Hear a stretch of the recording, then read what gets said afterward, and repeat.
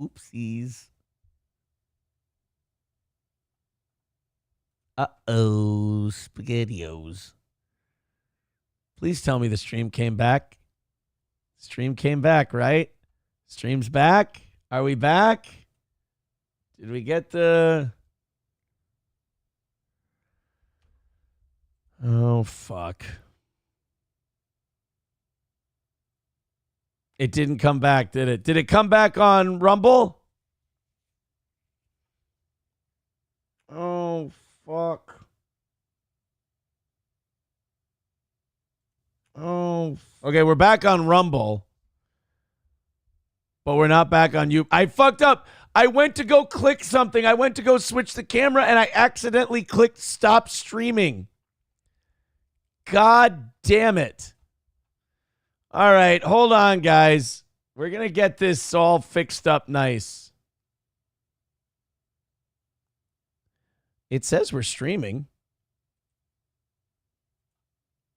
It says we're back. View on YouTube. All right, hold on, guys. Yeah, we're there. Get this all fixed up nice. It says we're streaming. Okay, good. We're back. Whew. Well, anyway. Fuck, am I right? All right, here we go. Now we're back. Well, the number... No, it says stream... There we go. Okay, good. The numbers are just going to be a little dog shit today, that's all. Whoopsie daisy. What a dumb fuck thing to do. Like, what a dipshit fucking move that was. Literally, for those of you wondering, I went over to click something, and I just, on OBS, I just hit stop streaming. That's it. And why? To show you guys what the fuck Buck Euchre is. Was it worth it, Aaron? Was it worth it? All right, guys, let's get to $100 by 9 o'clock. That's right. We had a goal of 190 today, and we haven't really been talking about it, but $5 from I Taste My Own Pre-Cum says, wild home opener tonight, yearly thing for my wife and I. Here's a 5. Money me a lot now. Oh, yeah, here you go. Give me money. Money me. Money now. Me a money needing a lot now. Thank you. Appreciate it. Sam Show says the stop streaming button isn't something you just accidentally click, especially on OBS. Let me bring my OBS over to this thing here, and I'll show you. My stop streaming button is right there. I put it over to the left of this screen, and it goes over like that. So if I go over, I have 2 screens. And if I go over to the left like this, there we go. If I go over to the left like this, and I click, yep, I click her right off the goddamn stream. What an asshole. All right, guys. Fuck you, dude, with $5. Says, this is why we don't get the goal early. Never know when you're going to just stop streaming. What a dickhead move, am I right? Sorry about that. 150 away from today. Go ahead and knock that out. Like I said, let's get to $100 by 9 o'clock and hammer this thing out and call it a day. And then, oh yeah, if you guys do... Oh shit! Now the super chat thing isn't showing up. Whoops! Oh, there we go. Nope, it's not. Oh fuck! Dr. Silverwolf with $5 says, "You maniacs! You blew it up." Thank you, pal.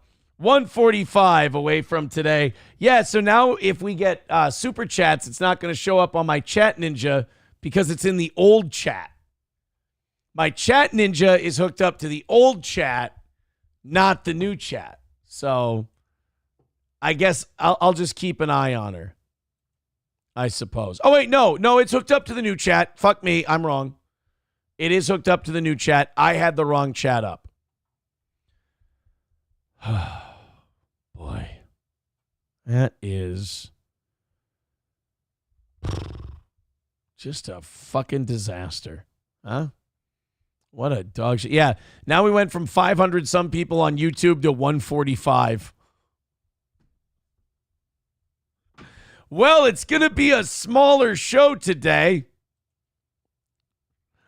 Sorry about that. Hopefully people find it. Hopefully people find it. And yes, if you got, I'm just looking through the chat here and getting everything all caught up. If you guys do knock out today, to clarify, you do get an extra hour because you guys bought a half hour of overtime you stole it from the evening show by knocking out their goal yesterday. And they were not happy about that. So we were learning about Buck Euchre when the show fucking died. This video featured the Bicycle Autumn deck from 2016. This game uses a standard Euchre deck with typical rank order. That's fine. Let's just have everything fuck up today. And remember, kids, we still have Rumble Friday tomorrow, so we still have one more show to go. Guys, even the internet thinks Buck Euchre is retarded. All right, let's go back. How to play Buck Euchre. Hello and welcome to GameRules.com. My name is Mark, and today... No offense, guys. Everybody who plays Buck Euchre seems like they're the same guy. No offense. 9s through aces in each suit. In this game, 9s are low and aces are high for the non-trump suits. And so you just have 9, 10, jack, queen, king, ace. I already hate this game. So you just throw away most of the cards in the deck. Fucking cool, guys. You guys, is this a Wisconsin game? Who's that Wisconsin comedian who does all those like Midwestern car dealership reels and shit like that? That's what Wisconsin is. the trump suit ranks 9, 10, queen, king, ace, left bower, which is the same colored jack as the trump suit, and the right bower, which is the trump suited jack. To set up for the game, determine a dealer, and that player shuffles the cards and deals 5 out to each person. The rest of the cards are placed face down on the table. The top card... No offense, guys. Just kind of... It sucks so far. It's boring. ...part of that pile is turned up to determine the trump suit for the round. If the turn-up card is a club, the trump suit is automatically clubs, and play begins right away. If it is one of the... Already hate it. I already hate Buck Euchre. You know what it is? Here's what card games are. If you're a super competitive person, you'll sit and you'll play it and you'll try to win. If you're not a super competitive person, card games are gay for you. Because card games are all the same variation on a theme. It's like you draw cards, you lay cards down. You draw cards, you lay cards down, you try to get rid of your cards. Whether it's Buck Euchre, Crazy Eights, Rummy, whatever. It's all kind of the same point. Cribbage, you're laying down all your cards. If you're a competitive person, you'll probably love every card game. If somebody dealt a game of Buck Euchre, I'd probably play the fucking thing because I'd want to win it. Presidents and assholes, like it doesn't matter. Like card games are basically, we're going to deal out all the cards. We're going to put some cards in the middle and we're going to lay cards down. That's how they're all just the variation on a theme. But if you play a card game because a guy with a unicorn t-shirt on told you to, there should be a little gay shame in that. The other 3 suits, players will have the opportunity to order up or pass.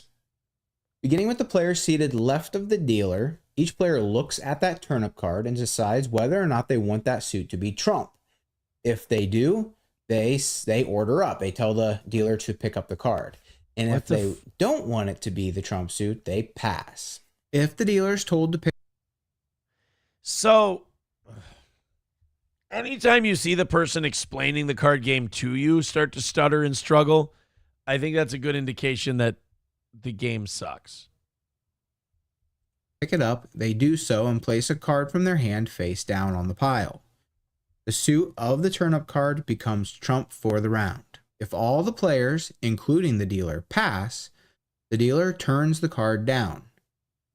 Going around the table again, each player has the opportunity to... There are 4 more minutes of explanation of this game. The bid, dropping out, begin play. Holy shit, we haven't even started playing yet? All right. Play begins with the player left of the dealer. Okay. They may lead the first trick with any card from their hand. Cool. Continuing left around the table, any player still in must follow suit if they can. If they cannot, they can play any card. Well, then what's the fucking point? All right. So you got to follow suit and bid up. Unless you can't, then just put down whatever the fuck you want. This sounds like a game that was made by drunk Wisconsinites. Whoever played the highest card in the lead suit or the highest trump-suited card wins the trick. They collect the cards and lead the next one. Guys, remember, no the left offense. bower is part of the trump suit and must be treated as if it is part of the trump suit. The left bower? For example, our player has led the Jack of Hearts, which is a diamond for the round. What? Wait, hold. But it's not, though. It's a Jack of Hearts. It can't be a diamond for the round because it's a fucking heart. I hate Buck You. I fucking hate this. I hope this game is making people mad. Again, players must follow suit if they can. If not, You didn't follow suit. That's a fucking club, asshole. they can play any card. The highest card in the lead suit or the highest trump suited card wins the trick. Oh, so everybody lays down a card. And then, yeah, this sucks. Buck Euchre's gay. Fuck you, dude, says this is just hearts with more rules and less cards. Thank you for the $1. Fuck you, dude. And I agree with you. Yeah, no offense, guys. That game eats ass. MN Nice says, this is why I feel it's such a gay game, but I have had an entire bar yell at me saying it's the best. Jfish says, the only thing good about this is it reminds me of the killer candy my grandma had. That should bring back those memories. McBuster simply saying, fuck Buck. Thank you very much to Vance with $10. Oh, come on. My mouse is being gay again. I'm sorry. $10 from Vance says, not trying to be a buzzkill, but $10 to move the fuck on. You got it, Vance. $10 to move the fuck on indeed. 135 away from today's goal. Thank you guys very much. Go ahead and throw in Streamlabs, PayPal, Super Chats, Rumble Rants. Let's rally up and one more push and call it a game. Let's go to Ryan the Garbage Man. This should be good. What's up, buddy? Hey, that version of Buck Euchre is kind of odd because the way I play it, it's not like that. But you would actually enjoy playing it, I think. I would like. Everybody thinks that I'm gonna like their card game. That was Buck Euchre, and that looked like shit. Whether it's Buck Euchre or Cribbage, I mean, they're good games. But I think we both can agree, Pinochle and Canasta are bullshit. Both gay, yes. Both Pinochle. First of all, it's fucking Pinnacle. Like the way people spell it Pinnacle, and they call it Pinochle. Card game. Let me make sure. Yeah, a Pinnacle is a combination of 2 jacks and 2 games. Oh no, Pinochle is spelled differently. There's a combination of cards called a Pinnacle. Okay, fair enough. Still a stupid fucking game. All right. Well, Vance Rosberg. Canasta, I hate it. Well, I know a guy who he's got a Wednesday night canasta game and Thursday's attorney at the bowling lanes. On Friday afternoon, he mans the wheel and makes his rounds in the bookmobile. But you ought to see him metamorphosize from Barney Jekyll into Bubba Hyde. Okay, I'm hanging up. All right, talk to you later. See, I can get people to hang up the phone. Puts on his Elvis jacket, custom made. Gets in his patent leather zebra boots. Fires up his Super Sport Malibu. He burns a rubber across the county line, a honky-tonkin' fool till closing time. You ought to see him metamorphosize from Barney Jekyll into Bubba Hyde. $2 from Gray Duckling says, he says, oh, but Naked Twister is a man's game. Yeah, of course. I'm sorry, was that a question? Or was that a comment? I'm not sure. It's depressing to look at the YouTube numbers today because we're on a different link in a different stream because I shut down our fucking stream today at 500. And then we're pushing 400 on Rumble. Boy, did I really fuck myself in the ass on the way to 1,000 today. Oh, well, all we got to do, knock out that 135 that's left for this morning, and we'll call it another win for the toe. 135 away. Thank you guys very much. Let's go to these Trump flagrant 2 clips because, Donald Trump is doing something that I think he deserves credit for that Kamala Harris is not doing, and he's going everywhere. He's going on every show.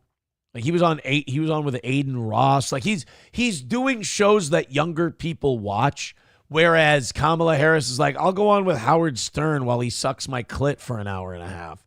Donald Trump's like, I'm just going on every podcast. They tell me it's good. They tell me that you have a lot of people that listen to your program. I would argue that flagrant Andrew Schultz podcast probably has a similar amount of listeners as Howard Stern's show does ever. And that's kind of the saddest thing about Howard Stern. Howard Stern was the guy and nobody's audience was close. And now we have to watch like just fucking shitty podcasts that do better numbers than Howard now. Ugh. Somebody's saying there is a video on YouTube that has 55,000 views of how to play 52 card pickup. Ugh. I mean, that's fucking tragic. Susan M., you made me pop your fucking eye out to protect that piece of shit, Susan M. Says, at least Twister has all of you and Nick's colors, and it's a rainbow. It's a rainbow. Do you get it? Thank you, Susan. 1:30 away from this morning. Keep going, guys. We're almost there. I appreciate that. J-Fish has a link. He says, this guy looks like you, I think. 52 card pickup. Fuck you. The object of the game is to prank the other player. How does this guy look like me Get at a 52 all? card deck of standard playing cards and ask another player if they want to play 52 card pickup. Guy kind of looks like Nick, actually. If we're being on, like a healthier version, which is weird. Let's go ahead and do these flagrant 2 clips. Donald Trump went on Andrew Schultz's show, and Andrew Schultz did kind of bust his balls because Trump did say some shit, like he was trying to slip a spitball past the batter. Oh, why do we have an hour and a half clip of Trump on flagrant 2? This is just fucking laziness by our pals over there at Mediaite. We got a couple of clips here from Trump on flagrant 2 with Andrew Schultz, and Kamala Harris clearly doesn't do the the podcast scene because she doesn't want to be embarrassed and she's shitty in interviews, but also she doesn't have that connectability. Like when Kamala Harris does an interview, it very much sounds like a staged, canned interview versus when Trump does one. Say what you want about the guy, say he sucks, say you think he's evil, whatever. He is relatable and he's a good bullshitter. And even these guys who maybe don't like him, I can't imagine Andrew Schultz being a big Trump guy, but he does have a charming way about him where he does make people laugh. He is engaging and he's got you watch their interviews. If Kamala went and did podcasts like Trump does, she would not be as engaging with the host as Donald Trump. Let's go ahead and watch Don on a couple clips here from the Flagrant 2 podcast.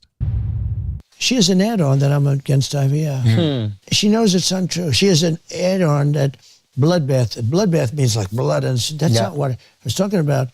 The automobile industry. It's going to be a bloodbath in the automobile. We're going to lose all our business. Yeah, that's what it's referring to. When they do things, and they do a lot, but I always refer them back to the simplicity of McDonald's. She lied about McDonald's. She lied about many things, and she's a liar. there should be some kind of a rule when they know it's a lie, you can't do a commercial on it. But this is a thing that's going to end in 29 days, so they can say what they want. I have a hard time doing it to them because I'm basically a truthful person. But and frankly, no. But see, I like that. Like Trump goes on these shows, he talks, and he doesn't care. Like Andrew Schultz, like, wait, what do you mean you're basically a truthful person? What the fuck does that mean, dude? And Trump doesn't mind being called out, and he'll talk. He'll riff with you. I can't see Kamala. And by the way, Trump is right. Like people like to say, oh, he needs a fact checker, or oh, he's a liar. They do lie about him constantly. That bloodbath shit, that the genetic, like it's bad genes, like that clip. He was talking about murderers. They made it sound like he was talking about Mexicans, and it's just like they pull that shit with him all the time. He's not wrong. Frankly, no, but frankly, she's given me so much ammunition, I don't really have to.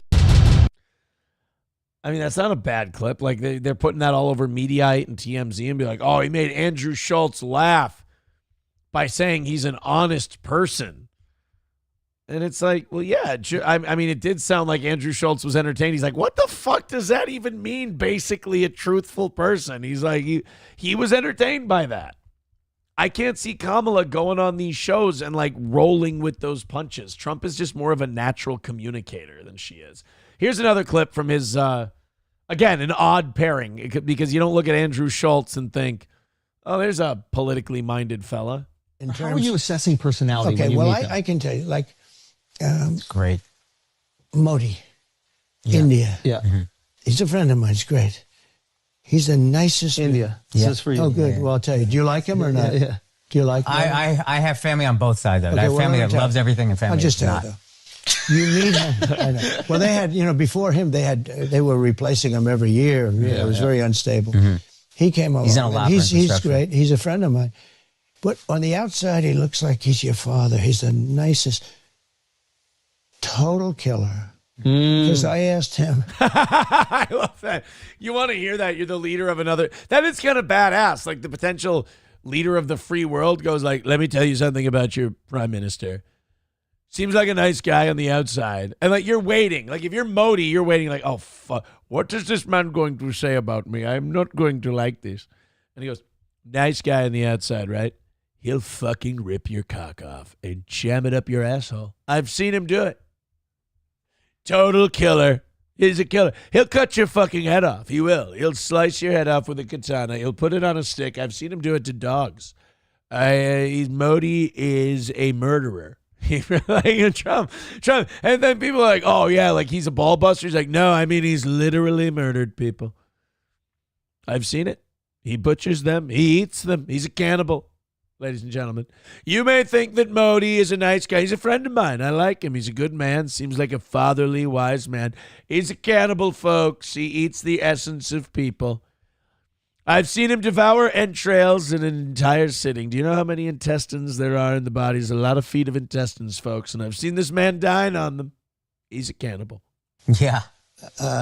We're talking. They did a thing called Howdy Modi in Houston, Texas. Oh, right? yeah. And they filled up the stadium. It was me and him. Yeah. We filled up the stadium. It was beautiful. Like 80,000 people. It was going crazy.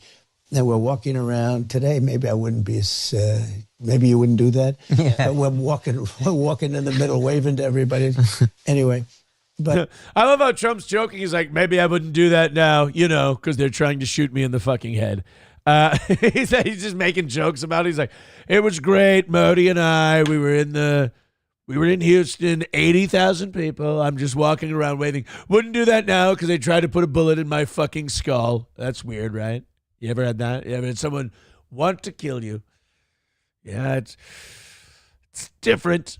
It's different. So I'd probably, I'd do some things different. But, the thing I know is that if I'm with Modi, if Modi's with me and I get shot in the head, he's going to not only kill them, but I'm pretty sure he'd probably sexually molest them. I'm almost positive. I have seen the Prime Minister Modi. I've seen him kill a man, eat a man, and then have sex with whatever's left. He's a stump fucker.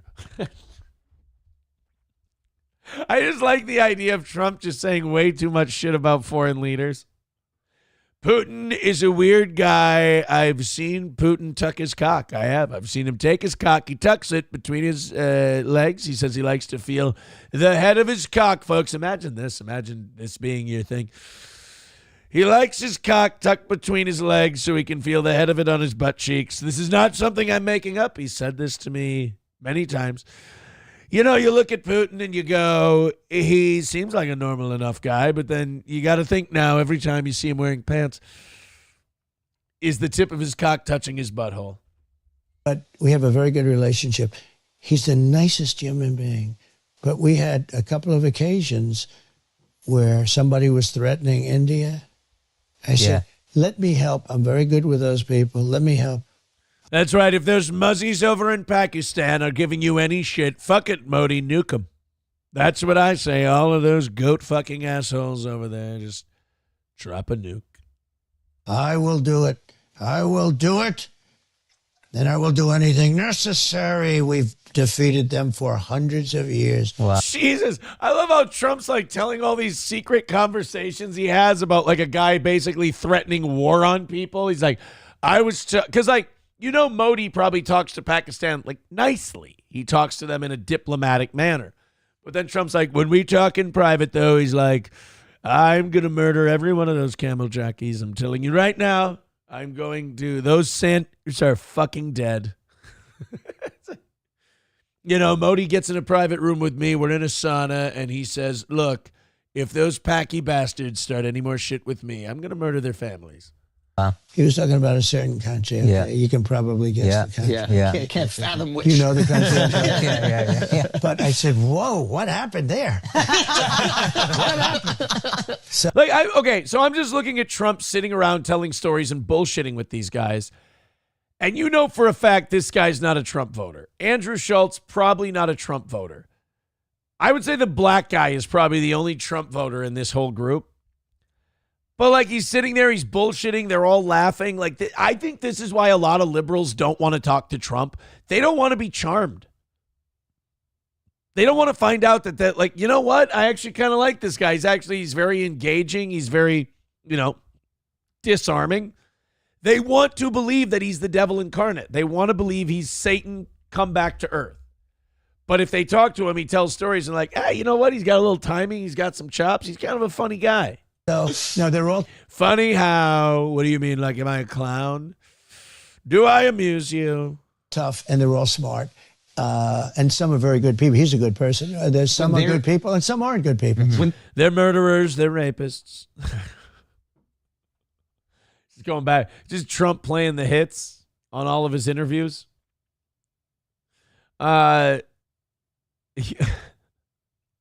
Just taking a look at some of the chats here. Trump is a business guy, says somebody. You kind of got to know how to talk to people if you want to be a businessman. Right. No, he is. He's a charming dude. For sure. He's a charming guy. Klopogram says, Aaron, breaking news. Now, this is a story. Explicit lesbian sex scenes at the opera leave 18 audience members requiring medical attention. They just because they came too hard? Is that what happened? Everybody. It was very weird. We played a lesbian scene during the opera, and 18 people came and they almost died. It was a weird time for all of us, and we've learned a lot. And moving forward, we are going to make some changes to our presentation. Guys, we are $130 away from today's goal. Do me a favor. Let's hit $100 by 9 o'clock and make this thing go. I appreciate it. You've done great so far. PayPal, Streamlabs, Venmo, Super Chats, Rumble Rants, etc. It is our last goal of the week. You guys hit 3 goals in one day yesterday. The evening show got you down to 190 today. I know we haven't had a lot of goal talk today, but that's because it's been so low. So keep it low, and we'll be fine. Like we said, 9 o'clock is kind of the time we want to be at 100. So quick little $30 rally, and it keeps me fucking happy, satisfied, and shut the fuck up.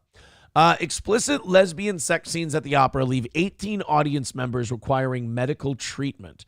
Graphic show features naked nuns on roller skates and Christ having his loincloth whipped off. Jesus.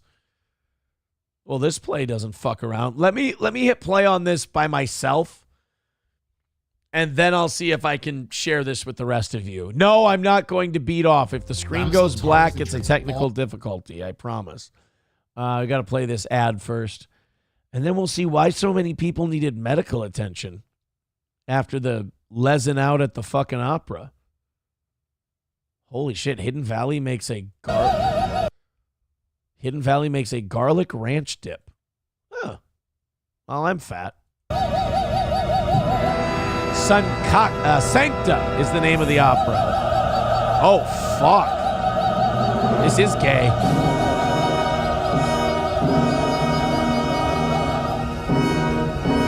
What the shit? I think I can show you this.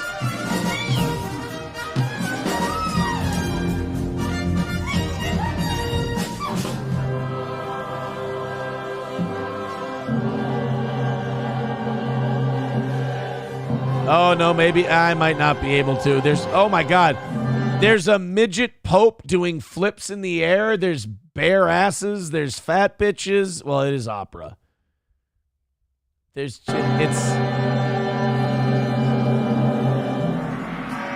Oh, there's Jesus on the cross. Nobody's going to be upset about that. Sancta. Here, let's go back a little bit.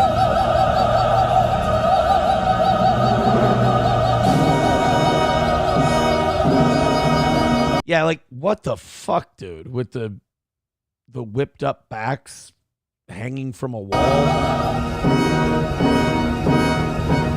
All right, then we'll leave it there. I still don't understand why 18 people needed medical treatment, though. This was in Austria. Its provocative scenes left theater goers reeling, with 18 suffering nausea and shock and requiring assistance over the first two performances. In 3 cases, a doctor even had to be called. Jesus. And then at the end, they just went, the aristocrats. The most bizarre scenes include an actress with dwarfism dressed as the Pope being raised up into the air and spun around by a robotic arm, while another performs Eminem songs dressed as Jesus. I mean, it's different. Bach meets metal. The Weather Girls meet Rachmaninoff. And naked nuns meet roller skates is how the Stuttgart State Opera website summarizes the performance. The feminist mass, yay, sees the central character, a young nun called Susanna, discover her sexuality, eventually pulling down Christ's loincloth on the crucifix in her scandalous climax. Jesus. I mean, I get in for a penny, in for a pound, right? They fucking got after it. The performance has an age restriction of 18 and incorporates sex acts, painful stunts, real and fake blood. Oh, they're getting color for real. Piercings and the infliction of a wound on stage. Naked performers hang out of bells as clappers with only their bare bottoms or heads visible, while others scale a rock wall in nothing but harnesses and clamber up ropes. Yes, really, I'm good. I understand certain people like certain art, and that's fine. I don't need that much entertainment, to be honest with you. I don't know what I gain from watching it, Like I think some people watch shit like that because they want to feel edgy. I feel like people want to watch that stuff because they're like, oh, this makes me deeper. Like, I feel like there's a lot of performance art in people liking opera and weird shit like that. Because they're worried if they don't, then people are going to be like, oh, you just don't understand culture. It's like, no, I can call bullshit when I see it. Ooh, we're fucking with Jesus. That's real dangerous. Do they have an opera where they fucking do the same thing to Muhammad? That would be I'd give them a lot of credit for that. This is where art lost me, and this is where opera and theater and art and all this shit, it was all phony to me, and I don't respect it. I don't see it like other art gay F words do, where they're like, oh, yeah, we have to, oh, you just don't understand the depth of the message. I mean, okay, maybe that's the case. Or How about the fact that every time you guys have a chance, and like I'm not a church-going Christian or anything like that, but I know hypocrisy when I see it. And every chance you guys get, if you want to shit on Christ or you want to shit on Christians, you want to shit on Jesus, you'll do it. And you'll be like, oh my God, this is so dangerous. This play really sends a message. It's like, no, it fucking doesn't. There are no Christians out there chopping off your heads and your clits if you make fun of them. So this idea that like, oh, we have a midget pope spinning around. Wow, you guys are really crazy. Oh yeah, not only that, we have Jesus on the cross and then a lesbian rips off his loincloth. Wow, that's a crazy message. What are you guys trying to say? Well, what we're trying to say is that the patriarchy, shut up, I don't fucking care. I was kidding. Like the phoniness of theater to me is in, oh, we'll make fun of Jesus, we'll fuck with Christ and all that. But not only will they not fuck with Muhammad, they won't even admit why. They won't sit there and go, well, because sometimes Muslims act like animals and fucking kill people if they make fun of their prophet on stage in a performance. Instead, what they'll do, this is where art and opera and all this artsy-fartsy shit loses me. And I don't have to respect it. Is where you go, oh, well, then are you going to do the same thing to Muhammad? And they won't go, no, we're scared and we're chicken shit because of how Muslims will react. They'll go, no, that's insensitive and punching down on a culture, whereas Christianity is the predominant. Yeah, it's predominant here. It's not predominant in, say, Iran. You know, you're being very, ethnocentric, if you will, by thinking that, dude, Islam has over 1 billion people in it. You can fuck on it a little bit. You can make fun of it. And the fact that every chance you get to shit on Jesus, you will do it. But you wouldn't dare touch Muhammad because you're a chicken shit and you're scared and you know that there are some Muslims that will respond irrationally. But you won't fucking admit that. You'll go, no, it's cultural intolerance and I hate that shit. And that's where you can miss me with all the artsy-fartsy stuff. Oh, Aaron, you don't think this is, it's just dangerous that all these lesbians made this play about Christ. No, it's literally the safest thing you can do. Shit on Muslims, shit on trans people, shit on gays in your play. I'll be impressed by that. It's just, I don't mind making fun of people. I don't mind making fun of religion. I love that stuff. I just don't like the fucking phoniness of you'll do it to one, you won't do it to another, but then you'll make some bullshit cope excuse as to why it's okay. It's so annoying. So annoying. Like that you think you're doing so. You think we're sending a message by doing that. You're not. You are sending a message that you're a pussy. You're a giant fucking pussy. Is what it is. 1:30 away from today. Thank you very much. I see in the Rumble chat that we've really triggered this Levi guy. Holy shit. He's been raging at me in like 7 messages. He's like, it's not a hot take. It's not 2001. Okay. Sorry. Fuck. I apologize, Levi. Apparently I can't imagine being so upset over such a simple take. $5 from Mussolini Diff says, why the F would a lesbian want to see a guy's junk? Well, you get curious. You get curious. Lesbians use dildos, right? If a lesbian uses a dildo, that's I feel like how gay dudes have an appreciation for tits? Like they can appreciate what they are. I feel like lesbians have an appreciation for a dick. And what they're not attracted to it, but I think they respect its functionality, if that makes sense. This is a fun little hypocritical thing too. An LA art exhibit is using a fake Donald Trump head to be a severed Trump head to be used as a soccer ball at an art exhibit, because modern art is fucking great. This goes back to the Kathy Griffin thing. I never wanted Kathy Griffin canceled. I never wanted Kathy Griffin to lose jobs. I thought it should be, an anti-cancel culture thing. The one thing that bothered me about the Kathy Griffin thing is that people who were claiming to be free speech, people who were claiming to be, pro-expression and this and that.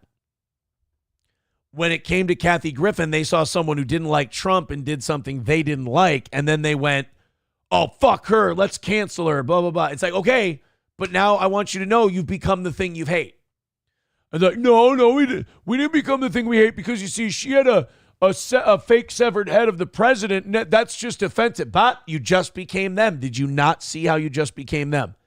The minute you say but, when you're like, I don't think anybody should be canceled, but done, you're out. I'm not saying you're on their side, but you're not on my side. My side is, if she wants to hold up a severed head of Donald Trump, she should be allowed to. And the only people who should have any say on whether or not she works again should be the people who booked her or hired her. That's it. And you can say, oh, well, they still make the decision to not work with her. Yeah, after a bunch of people call and fucking rat and tattletale, and that's a shithead move. I can't stand Kathy Griffin. I've never laughed at her. I've never thought she was good.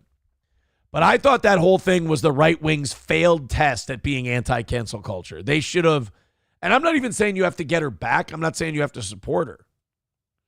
But I mean, to actively try to get her canceled, you did a cancel culture thing.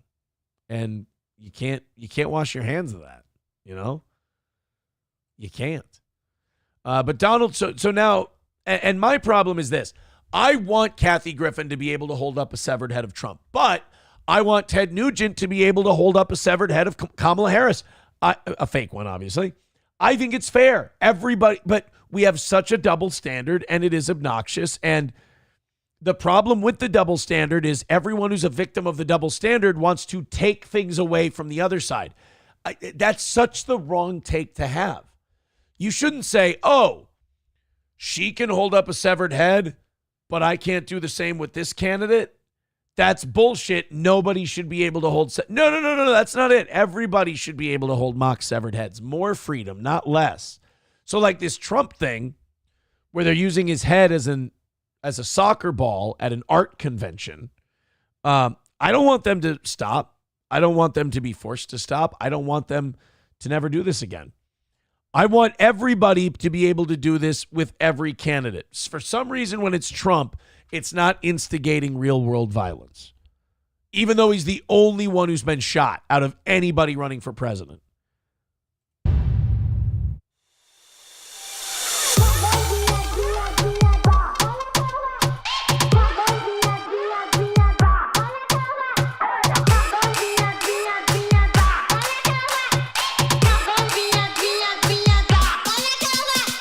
Yeah, there it is. Oh, yeah, he's got a thumbs down. I've got a thumbs down, and here's a severed head of Donald Trump, and I'm going to kick it into a soccer goal. First of all, get a therapist. I'm sure they'd really love to analyze you. Second of all, what would this same guy, I'm not even saying people who think this is okay to do, what would the same exact guy who's about to kick this Trump head say if people did it to Kamala? I bet you he wouldn't be okay with it. And you have to be okay with it. I'm fine with them doing this to a Trump head. I'm fine with them doing it to a Kamala head. I'm fine with them doing it to a fucking Abraham Lincoln head. As long as the hat's on at the same time.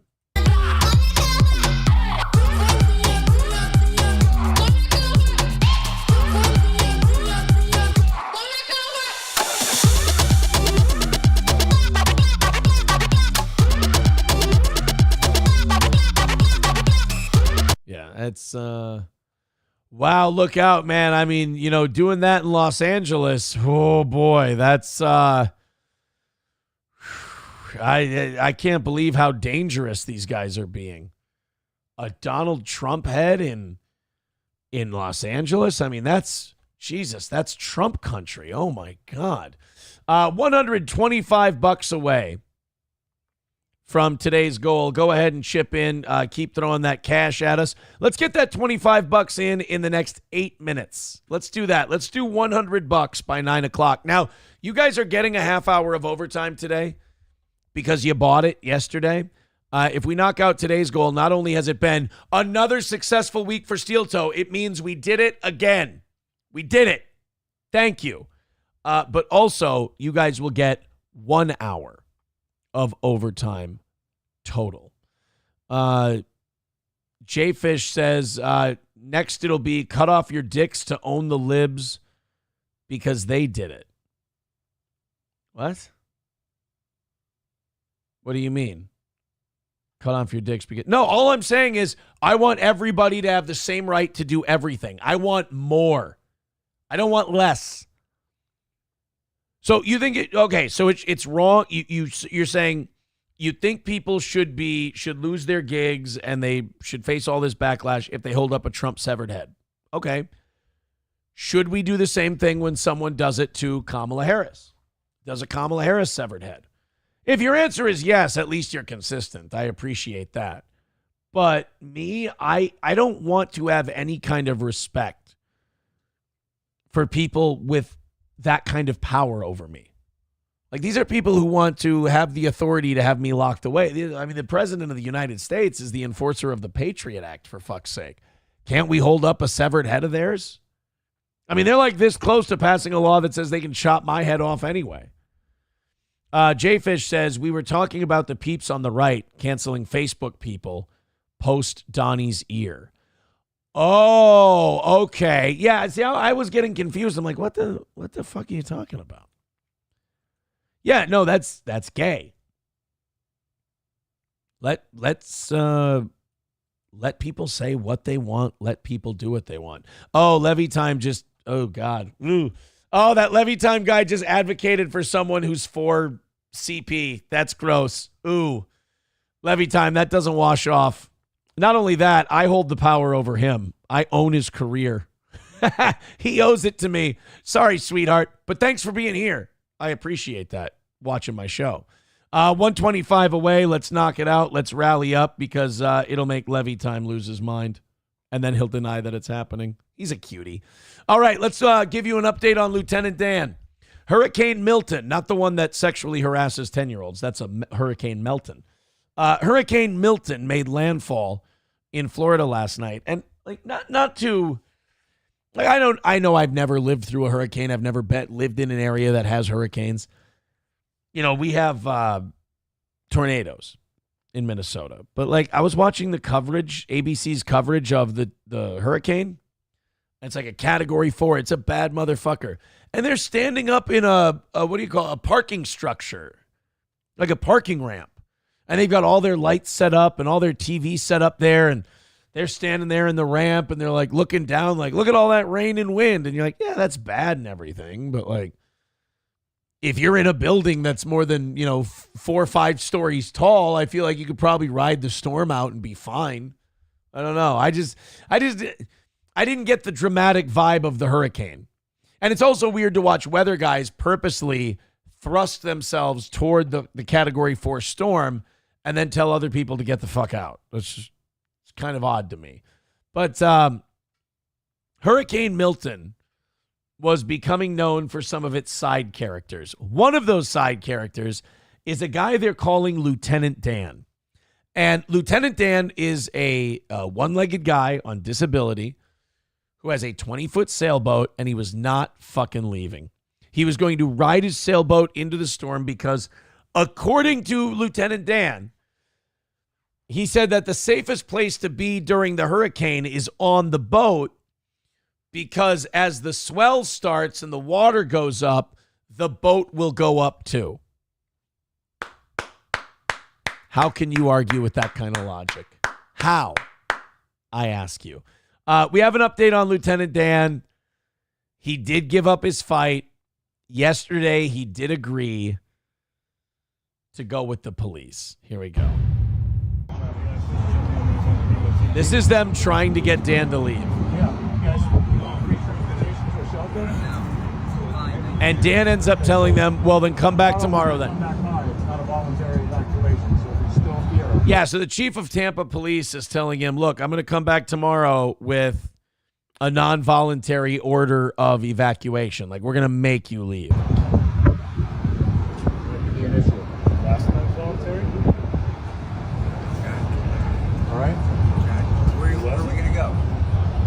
Shelter. I got 9 shelters that are open on your route. They change it where it's not voluntarily mandatory. You tell me if I don't go, I'll be arrested. It'll be tomorrow morning. Yeah. So the guy's like, so is it mandatory right now that I have to come with you? He's like, no, not yet. But it will be mandatory tomorrow. And Lieutenant Dan looks at him and says, all right, see you then. The man in Florida who refused to leave his small boat multiple times in the past few days has finally agreed to evacuate before Hurricane Milton smashes into the coast. Despite previously telling cops in a viral video they would need to forcibly remove him. You know, it's weird. He's had people filming him and talking about him and like telling him, you got to fucking leave. You got to go. And he's like, I'm not doing it. I'm not doing it. I'm not doing it. This is the best place to be. I wonder what finally got him to like, what got through to a guy like that's head where he went, it does seem reasonable to leave. Now, the seafarer reportedly named Joseph Malinowski, known effectively as Lieutenant Dan on TikTok, ignored multiple warnings from Tampa police to leave his vessel, all while a Category 4 storm remains on track to smash into Florida's Gulf Coast. A clip of Dan's interaction. Yeah, we watched these last night. They've spoken. TMZ has spoken with a rep for Tampa police who tells them they don't actually forcibly remove people. Thankfully, they say Malinowski has finally informed them he will evacuate the boat. As for people's calls saying Hurricane Milton would tear through his ship, Lieutenant Dan pointed to the story of Noah's Ark, saying everyone on land drowned, but Noah and his family and the animals survived on a boat. I mean, that's what I mean. Like, how do you reach a guy like that? How do you finally get a guy like that to leave his boat? Well, I'm glad, I guess, that he made the right decision. He seemed to be, how do we say this? A bit off. He seemed to be a bit off. Stephen King just writes, fuck that guy. Is the boat okay? All right, well, fuck Lieutenant Dan then. What an asshole. J-Bra, I agree with J-Bra on this one in general. He says, I think if people don't leave when they are urged to do so, they should be lower on the rescue priority list if shit goes bad. Yeah, there should be like some kind of note next to their name. Like, don't worry about it. He's fine. Dead Game says that NF wants a bigger boat.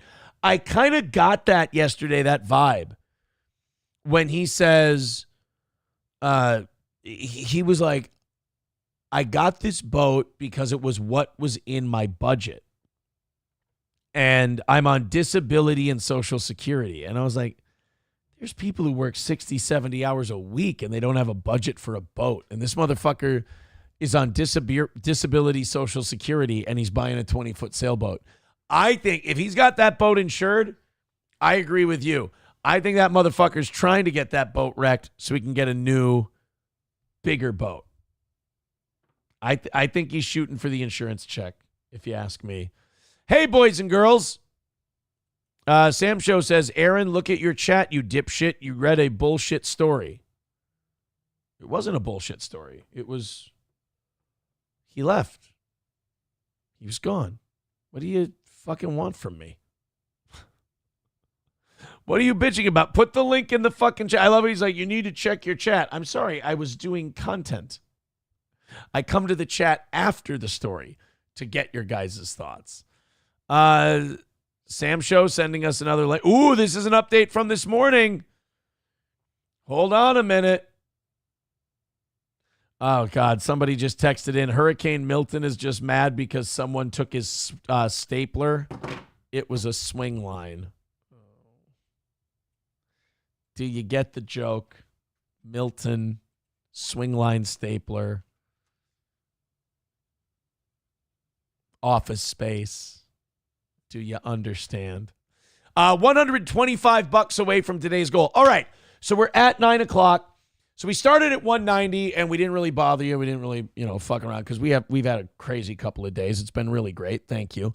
But now we are officially behind. Look at that. We started the day at 190. We shut the fuck up. We officially got behind now. So we're 125 away from today's goal. Let's get it knocked out. Streamlabs, PayPal, Venmo, Super chats. Come on. Let's finish it up. Let's get that last one taken down. We had we struggled mightily on Tuesday night, but we've had a great week since then. Finish it up. $125, $5-10 at a time. Links are in the chat. Go ahead and throw us a couple of bucks. Sam Show says, nearly as bad as your shit take on Paul Harrell.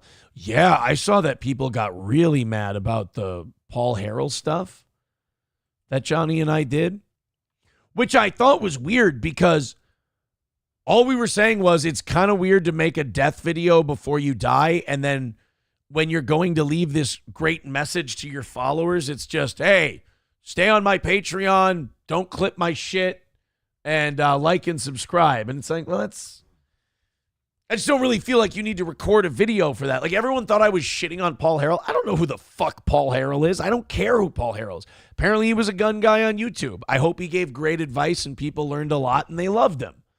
Our only criticism was, this is weird. Like, that's basically what it amounted to. It was basically, this is strange. This feels a little awkward. Oh. But guys just asking people not to clip his shit. Oh. McBuster, I can't really start A-logging anyone because we do an actual show. It's kind of pathetic what A-logs do, but I wish them nothing but the best because I can give them a career so they don't starve. But it's beneath me. I mean, what they do is beneath me, and they always will be because, again, we built an audience elsewhere, and they like it when we do a show. So I understand your logic. I get it. But, like, again, that's just internet scuzz that I'm above and ahead of. Guys like Melton and stuff.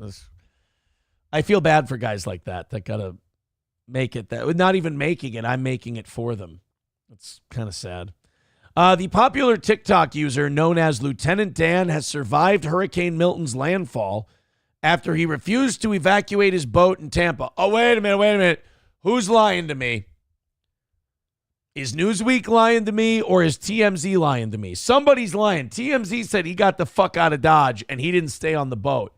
And now Newsweek is telling me he survived despite not evacuating. Newsweek contacted Tampa Police Department outside of working hours this morning for comment. Kevin O'Donnell, a reporter at Fox 13, said that Malinowski had survived the landfall after speaking to him on his boat. Holy shit. All right, let's check it out. I'm sorry, TMZ got it wrong. Hey, how you doing? How you doing? There's that handsome bastard. Look at that. Wow, that handsome son of a bitch made it. He is. He's like Forrest Gump's shrimping boat after the hurricane. You call this a storm? How's the ride? The water's gone. Yeah, it's going out into the water. It's going out, being pulled out. Yeah, you see right there. How are you doing? No problem. Wow, so why'd the police lie? Because they don't want other dipshits like going down there and potentially being a body that they got to pluck out of the water? Wow, good for Lieutenant Dan. He made it, man. That makes me so much happier. Even if he would have died, just that he stuck to his guns. Was it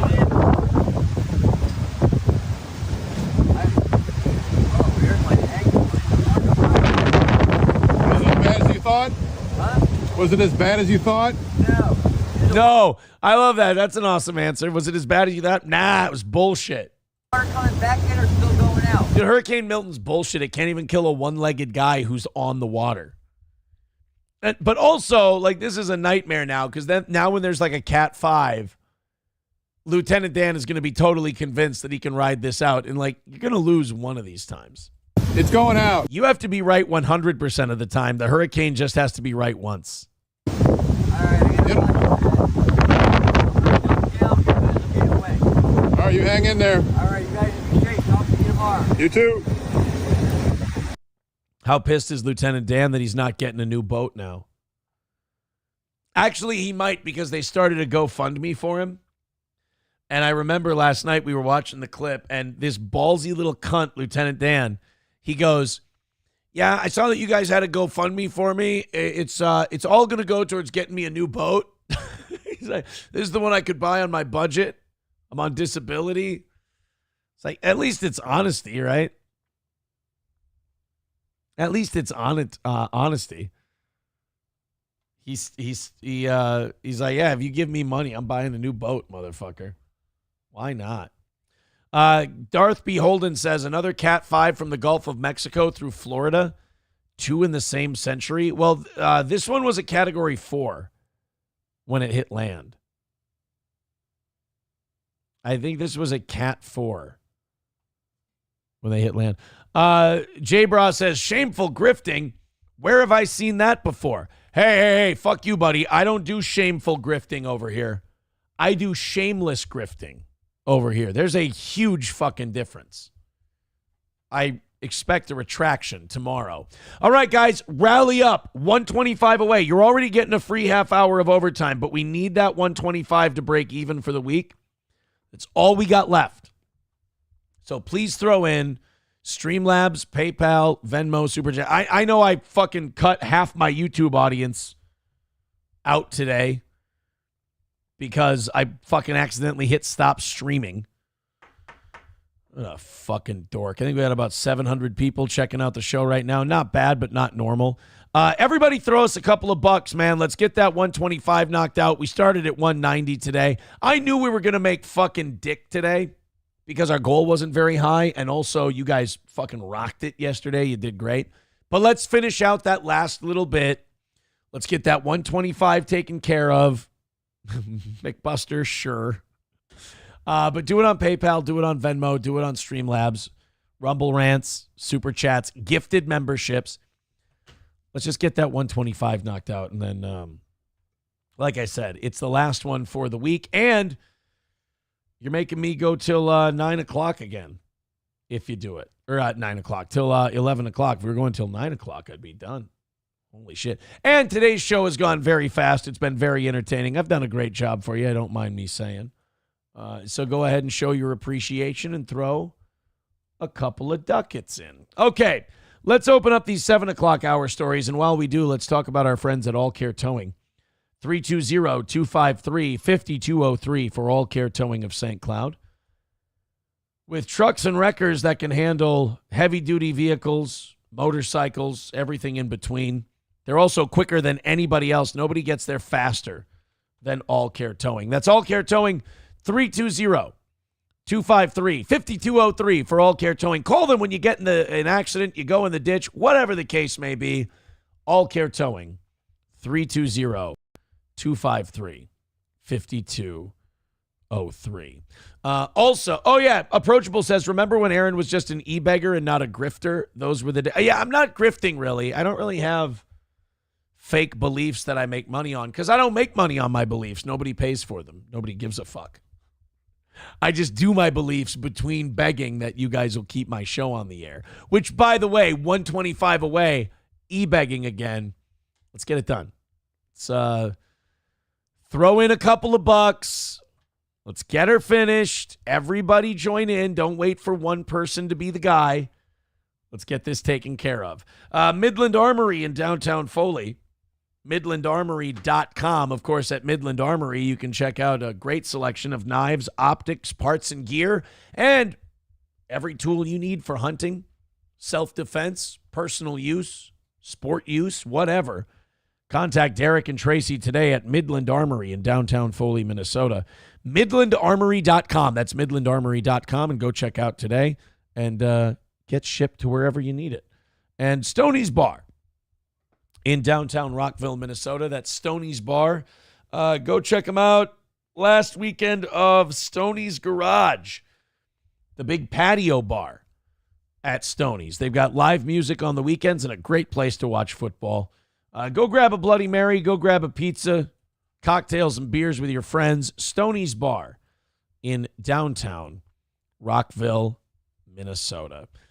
Jack, boy, he's always, I tell you what, I like Jack. Jack's always, he's in there ready to mix it up. This guy, this show is important to him, and I love that about Jack. He's a fan. He just won't admit it. He's going to go. He'll do that cope where he goes, "No, I'm just watching the meltdown." You're the only one in here melting down, my man. He says, you believe you're talented and deserve money. That's the grift, my dude. No, it's begging.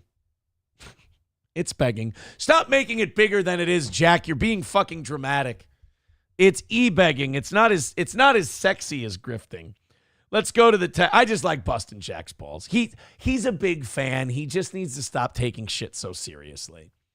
Here's a text. In normal circumstances, you would have been on a plane to Charleston to party with the Biscontis at their wedding right now. What a fucking bullet you dodged, he said. It is a bit of a dodged bullet, isn't it? Well, I just didn't know Keanu was so fucking crazy. That's my only thing. That was kind of a surprise. Although, you know what? It shouldn't have been. People said she was. All right. I agree with you, Jack. You need to breathe, buddy. Take her easy. All right, let's go to let's check in. We always report on Harris supporters, and we always report on like Trump supporters and all that. Or I'm sorry, we always check on the news about Kamala Harris and Donald Trump. We never check on their supporters, you know? We never see, can we judge the candidate by the quality of the company they keep that are going to cast their ballots for Kamala or for Donald Trump in 2024. Let's check on this guy. Here's a trans man who wants to vote for Kamala. This can't be a trans guy, can it? Oh, no, he's part of Trans Families for Harris. Okay, I was going to say, if this guy's trans, that's pretty fucking convincing. They're doing a great job. Before we get to this, money. Wait, what is it? Give me money. Money me. Money now. Me a money needing a lot now. We're stuck at 125 and we've made no money today. We're at $65. We started at 190. It was a short goal. I wanted to knock it out early. Let's knock it out now.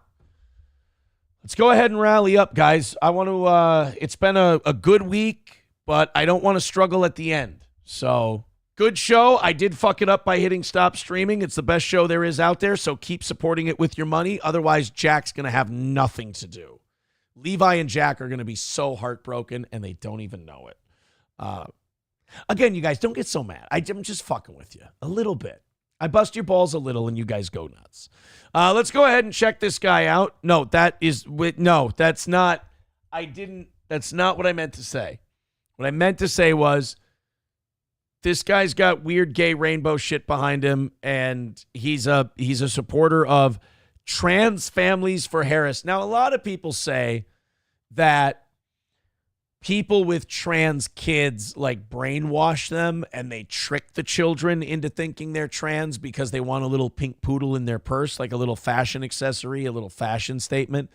I don't know if that's true. I mean, kids can be 6 years old and decide what gender they want, right? Let's watch this video and see if it sounds like this guy is programming his children in any way, shape, or form. My name's Jeff, and I live just outside of St. Louis, Missouri. And my wife and I, we have an 11. Okay, I already lost a bet. My wife and I, okay? I lose. Hey, Tigger next door, holy shit, thank you for the 5 gifted subs. I appreciate that. 5 gifted memberships on YouTube. That brings us down to 115. Get going. The rest of you, what's your excuse? Follow Tigger next door. Let's hammer this thing out. You don't have to hear me bitch about it. 7-year-old trans daughter. And, Oh, wait, go back. What was that? Out of St. Louis, Missouri.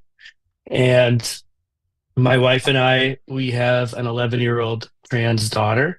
You have an 11-year-old trans daughter.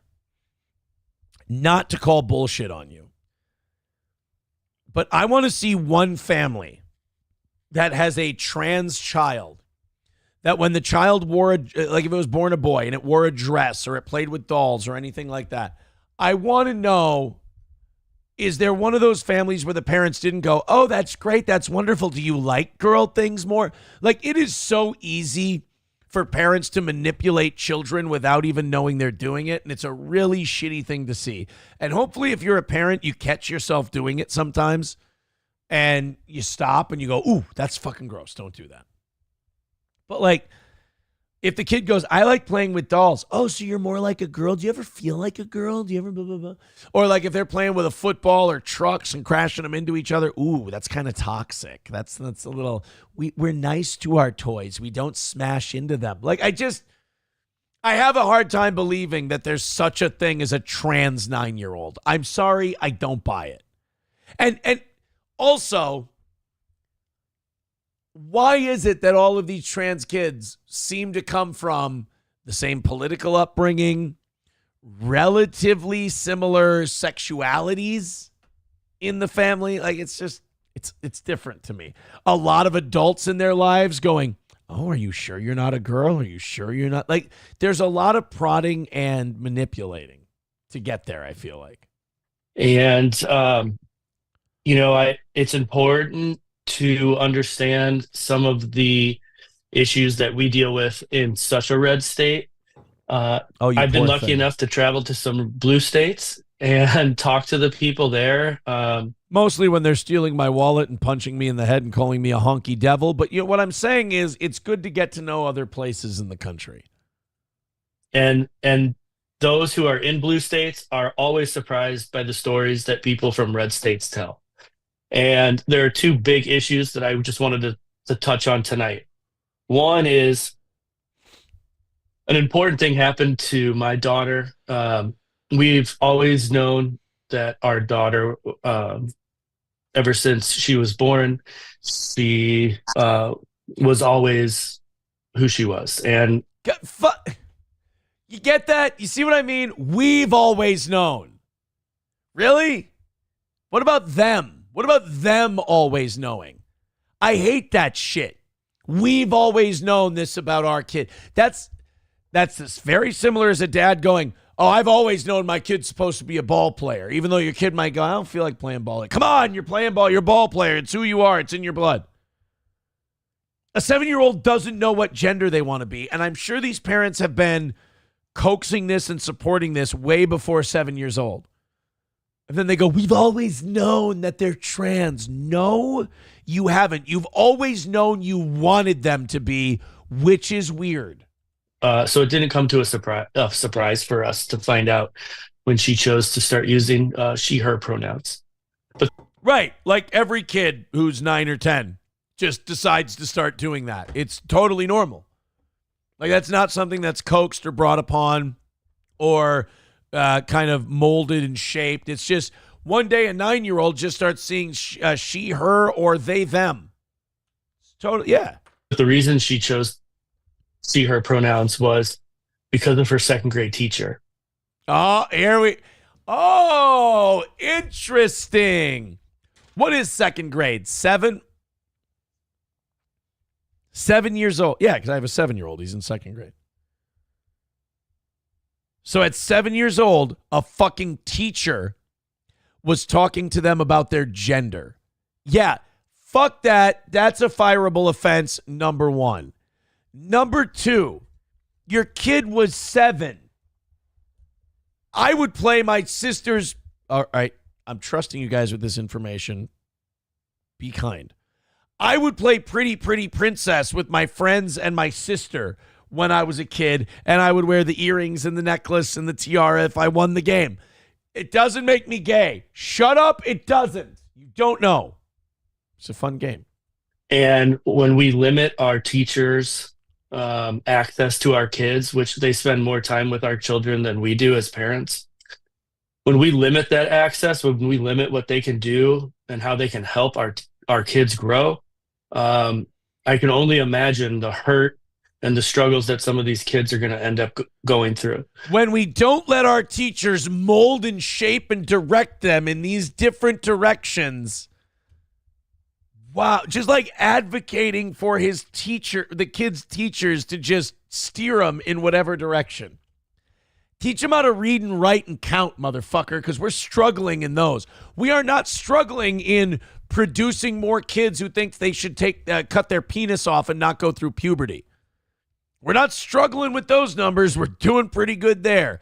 But the ones who can do math and reading at an acceptable grade level, those numbers are coming down, my man. A lot of these kids don't get to go home to a welcoming household, welcoming parents, or a welcoming family or community. By your standards. God, I fucking hate this dictatorial bullshit. By your standards, it is not settled fucking science that a 7-year-old knows if they should cut their dick off or not. And the fact that it's even something we discuss shows that really monstrous pedophilic forces are winning in this country. They don't go home to a supported household. Here's what a non-supportive household looks like to this guy. It's a kid going, oh, I played with dresses today or something and I feel like a girl. And they go, well, that's boys can play with girls' toys too. You can be a boy and play with girls' toys. I did when I was a kid. You can do it too. A guy like this would look at that and say, oh my God, those are not supportive. Those parents are not being supportive of their trans kid. The kid isn't trans. You made that up. The kid's playing with girl toys. It's allowed. God, it is weird to me how these people, like even as adults, they skip over gay and go right to cut my fucking pussy off. Maybe you're just gay. Did you think about that? But especially, like I'm talking about adults on that one. When it comes to children, this should not even be a fucking discussion. There is so much shit going on upstairs. And for adults to take their bullshit and project it onto these kids, no wonder you have trans people with such high rates of mental illness. They've been having their parents put their mental illness onto them since they were in fucking preschool. And they're welcomed at school by their teachers. If we allow red states to continue to limit access that teachers have to our kids, my own child would still be struggling to find their identity. That's what being a fucking child is about. You made a decision. You didn't let your kid find out who they are. You made a decision for your child. Your teacher made a decision for your child. And isn't it amazing that the decision your child came to all on their own was one that perfectly aligns and fits with your worldview? Isn't that incredible how that happens? But don't worry, it's the red state parents who are brainwashing their kids. Don't worry, we're just letting the kid find themselves. It's just crazy that once they find themselves, it's what their gay teacher wanted, and it's what their closeted gay dad wanted. But meanwhile, if you have a different opinion and you go, no, I'm not going to call my son a girl just because he feels that way this week. I'm going to wait on it. He might feel something different next week. Oh, that is not a supportive household that they're in. That's a very supportive household that they're in. That's giving the kid space to feel himself a little bit, to figure out who the fuck he is before you start putting labels and names on it. Because once you put labels and names on it, you're steering them in a particular direction. And it's kind of evil. But because she had a second grade teacher that stepped up and let her know, you decide who you want to be. It's not about what your parents say or your grandparents say. You know you. So from this moment forth, in this school, who do you want to be? And in second grade. And if a second grader shouldn't be put to that fucking decision. And you're a rat bastard for putting them to it. Hey, second grader, who do you want to be? I want to be a fireman. When the fucking school starts on fire, are you going to give them a hard hat and a hose and say, hey, go to work, you're a fucking fireman. What are you doing? No. My daughter chose she, her. It's a fucking agenda. You people are pushing an agenda on children, and your mental illness is that you don't even see that you're doing it. The most disgusting part about this is it's not malicious. If it was malicious, there could be an enemy and you could defeat it.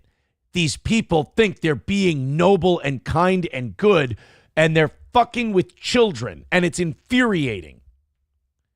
And we're the ones who yell and get mad, so they call us crazy and they call us bigoted. It's because we're panicking because children are being hurt, and you're making permanent decisions that fuck up the lives of kids, and we don't want you to be able to fucking do that. And then you go, oh, You know their teacher with the rainbow hair and the septum piercing who clearly makes really good life decisions for themselves? We should let them have more control over our children's decision-making process. Holy Christ. These people are going to kill everything that their forefathers built and burn it down, and they'll laugh and think they're doing the right thing while they do it. And the entire school has been using she, her now. She's now in 5th grade. And so you should not know what fucking gender you are until after puberty. But these kids are confused. Yes, they're confused. And that's okay. It's okay to be confused. You know, I thought the left was like the party of mental health or whatever. Anyone who's been in therapy for more than 5 minutes knows it's okay to be confused. It's okay to not know something. It's okay to work through shit. And it's okay to be honest with yourself while you're doing that. It's okay to go, I'm not okay, but I'm working on it. Better than it is to go, I'm going to bury this shit deep down and pretend I'm fine. You know, oh, these kids are going to be confused if we don't tell them who they are. That's okay. They're allowed to be confused. That's a good thing. They'll figure it out. But if you guys sit there and go, are you a she, her? Okay, they're a she, her. There you go. You've already put them down a path. You've labeled it. And I believe it was Kierkegaard or Dick Van Patten who once said, if you label me, you negate me. Sorry. there's an important aspect that's overlooked. You're an aspect. Got him. Roasted. In red states, the limit that teachers have. So that's a big thing. Yeah, it's called not overstepping your fucking boundaries. Then secondly, obviously, the biggest is our lack of health care. Oh God, don't you fucking dare. If he starts advocating for child transition clinics, I'm going to lose my fucking mind and any patience and understanding I had for this man. My daughter is now 11, and we have our very first appointment If you say fucking puberty blockers, I'm going to envision myself smashing you in the head with it. Never mind. Our gender-affirming care. Our hospital, our children's hospital here in St. Louis was shut down. Our doctor was made to flee the state. Good. Thank God. Thank Christ. Show me the person who introduced that bill. I'd like to shake their hand. You don't put kids on fucking puberty blockers. You want to talk about science? You want to talk about nature? What's scientific? Puberty is scientific. It's a natural thing you're supposed to go through because it helps you figure out who you are. You're becoming a complete person. Nobody should be talking about changing genders or anything like that until after they've hit puberty. Jesus fucking Christ, these people are... They almost need to be treated like child traffickers. They really do, because they're causing the same amount of damage. And is now working somewhere else. And our first appointment is at the end of this month in Peoria, Illinois. And if you're not familiar with the area, that is a 3-hour drive from our house. Oh, no, you have to drive 3 hours to abuse your children? You poor guy. Oh, man. So that teacher talked your kid into being trans, and now you're going to take them to a doctor and compound that dog shit decision. Fucking yay. I can't believe it. I mean, I can, but I can't. I can believe it. I can't believe it. I don't want to believe it. RP writes, is that Jack Murphy? You'd believe it, wouldn't you? Yeah, someone else noticed the apparel has no gender sign behind him. This guy's a winner. Ugh. Death Beholden says, show me the Jewish doctor's name. You know what? Don't get me Googling. Trans Children Doctor St. Louis. The Washington University Transgender Center at St. Louis Children's Hospital. Fucking hell, are you kidding me?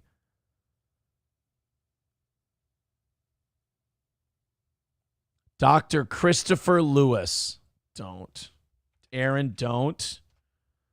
doctor. Don't do it.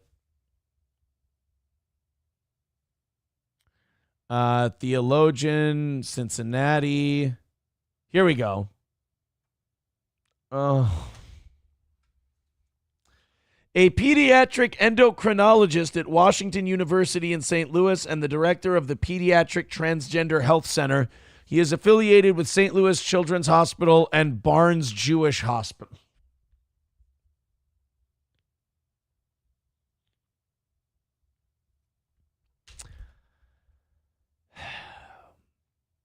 Anyone else want to cue the Jesse Pinkman clip? And you guessed it, a Jew. What am I supposed to do? Like, I don't want to be that guy. I don't want to be that person. That's not what I want to do. I don't want to look shit like that up and read it and go,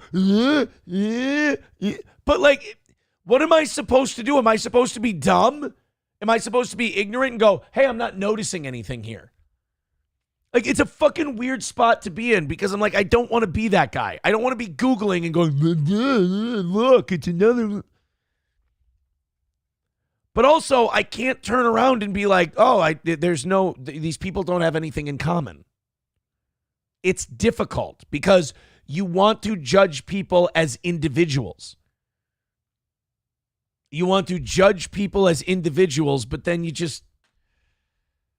And it is a problem. You shouldn't stop recognizing patterns. Like, recognizing patterns is a good way to keep your instincts sharp. But at the same time, like you see this thing happening that damages children, and you're like, I need to fight back against this. This needs to be pushed back against. But then when you push back against the people that are doing it, they go, oh, is it because we're all this one thing? You must be this. And you're like, no, why don't we talk about why it's this one thing?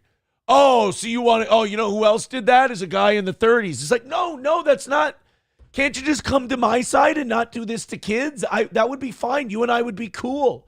Just don't do this to people. Oh, man, is it tough. Pattern recognition is tied to IQ, says Death Beholden. Victor Vic says, take your noticinol, Aaron. Yeah, and it's also, you're not saying that everybody that belongs to that group is this. It's the Muslim thing. Why are we allowed to say it about Muslims? We're allowed to say, hey, of course, not all Muslims are terrorists. Most of them are good people. But the ones that are committing terrorism do seem to be Muslim. We're not saying that this person is trying to manipulate, deceive, and degrade the culture. We're just saying that the people who are doing these things that we feel are degrading to the culture tend to be this thing. I mean, rules for me and not for thee, I suppose. I hope you can tell the genuine struggle that I'm having. Or Kampf, if you will. Thank you very much to Gray Duckling with $25 over on PayPal. Hey, guys, great news. 100 even away from today's goal. That's right, 100 even away from knocking it out for the rest of the week. So go on PayPal, go on Streamlabs, Super Chats, Rumble Rants, whatever. We appreciate it. Mussolini Diff with $5 says, I don't know what to tell you, Aaron. Trans children are patients for life. It shackles them for shekels for us. Thank you, Mussolini Diff. All right, guys, we are $95 away from hammering out our final goal of the week. We are now double digits in from another successful week of Steel Toe. I appreciate you guys so much. Let's hammer out that last one. You guys are the best. Chevy Fan says, what's that video from, Aaron? I will, I'll throw the link in the chat here. It's from not the B, but it's a Twitter link. There you go. And again, thank you guys very much. 95 away from today. Rally up one more time. If you knock out that 95, by the way, we go until 11 o'clock today because you guys already being so crazy fucking supportive yesterday. you now get the overtime from last night. You bought their overtime. So $95 away from an extra hour. Yeah, McBuster, I saw this too on Kiwi Farms. He says Melton's buddy Moody is sympathetic for the struggle of pedos. He sweeps for them very eloquently. Yeah, he was talking about how, like, well, we should be understanding of the... Nope, sorry. I know you were born broken or whatever, but your issue, not ours. We got to look out for other people. I'm not looking out for you. I'm looking out for the people you might hurt. So, sorry. Out you go. Out you go. Give me money. There you go. Money me. I like money now. Me a money needing a lot now. I can't remember who sent that to me to say, dude, you got to use this for the begging and whatnot. It's been a godsend. Thank you. Thank you very, very much. All right, let's get to the rest of these. We got plenty for the rest of the day, especially if we do an extra hour. This is a funny clip. Kamala Harris thought that her mic was off when she was talking about hurricane recovery. She thought her microphone was off because she covered her mouth like this. I wish I were lying to you. I wish I were doing the Fox News thing where you play something out of context and you go, oh, look at this fucking dipshit, and it's not true. Oh, no. This is real. Kamala Harris put her hand over her mouth but did not mute her mic. Now, first of all, if you mute your mic, you don't need to cover your mouth. I mean, I guess unless you want to avoid lip reading. But you can either cover your mouth, lean away, whisper something, or you can just mute your mic and then you can talk. So we've got the Secretary of, or the Department of Homeland Security Secretary, Coast Guard Commandant, Director of NOAA, Federal Emergency, FEMA's Administrator, and Kamala Harris all on this call. And they're going to this is talking about Hurricane Helena recovery. Flood, we really got to watch those areas and those communities. So it takes quite a while for that water to drain. Thank you very much.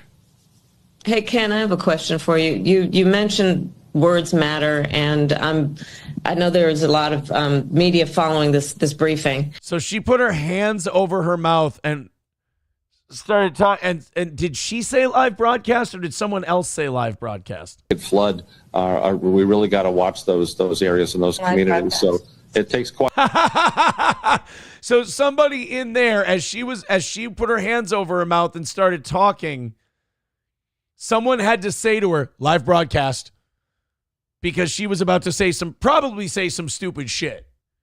And someone had to go, fucking don't, shh, you're going to, like, I love that the people around Kamala Harris can already anticipate when she's going to do something stupid. They go, that's pretty good. Like, those people deserve a raise because you've studied your person long enough to know that they're going to do something really fucking dumb. Flood, we really got to watch those areas and those communities. So it takes quite a while for that water to drain. Thank you very much. And then she goes, oh, I like it took her a second for it to hit. I'm going to laugh for about another week or two. Then it's going to get way too fucking close to election time. And then I'm like, all right, honestly, these polls got to distance out a little bit. Remember when Trump was kicking the shit out of Biden and the polls would come out and you'd be like, oh, well, clearly we're going to be fine here. We need to get back to that. Because this whole shit being close thing, way too gay. Way too gay. I want to be able to enjoy this all the way to November. Stephanie, thank you very much for the $50 over on PayPal. Thank you very much. All right, guys, we're almost there. Finish it up, and you get, actually, you are on the 45 side of 50. So I think technically, doesn't that mean we've got your hour of overtime credit-wise? We just have to beg during the 10:30 overtime? All right. So the 5-minute rattle can thing is dead. We're not doing that today. We're doing a half hour of overtime on the finger. And now if you knock out that last 50, it's an hour of overtime. So Streamlabs, PayPal, Venmo, Super Chats, thank you guys for coming up big this week. Really appreciated. Another week of Steel Toe successful. And also, I did the math yesterday. We hit next week. We hit the week after. Back in the black. We clawed our way out from that nasty Labor Day weekend. Thank you guys so much. Death Beholden says it's gaslighting for when they steal it.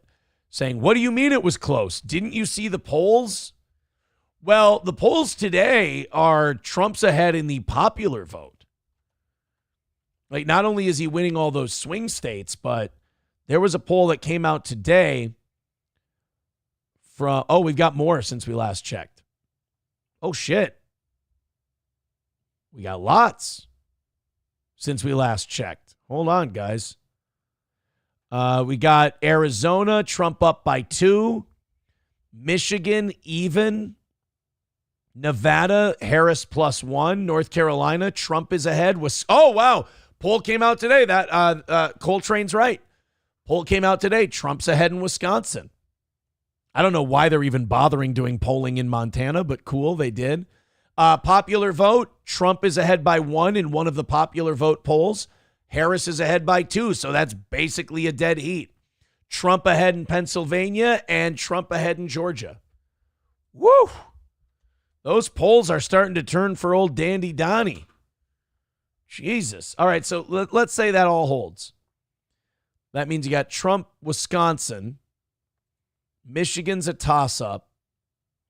Nevada would be Harris. And let's say Arizona's a toss-up.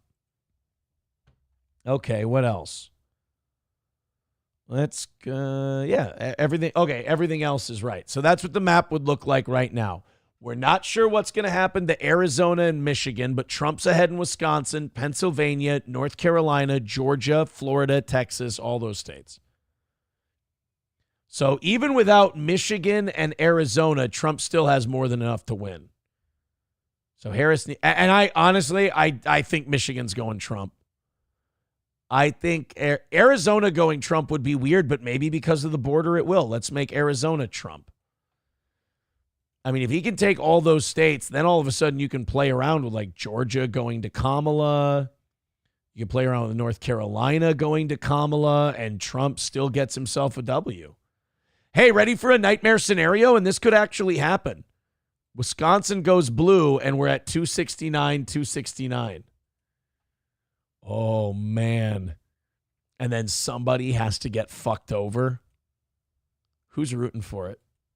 Who's kind of rooting? Come on. Who's kind of rooting for it a little bit? Like, the disaster porn enjoyer in you has to kind of like sort of be like, hey, you know, I mean, you want to see 269, 269? Victor Vic says, got to count North Carolina blue due to hurricane. Everybody died. That's true. Lander says, public and private polls are two different things. The news tends to use the public polls. They are easily manipulated. Well, they better manipulate a little bit harder because Trump's starting to do a lot better in those. That's for sure.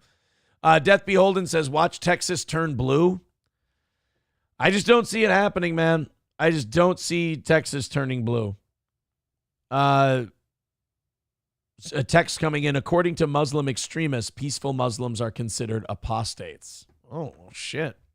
Piffy Puff says, if it's 269, 269, the speaker gets to pick if the VP is running. Oh, so the Speaker of the House gets the final vote. Well, that would be a Republican. That would mean that 269, 269 tie goes to Trump at that point.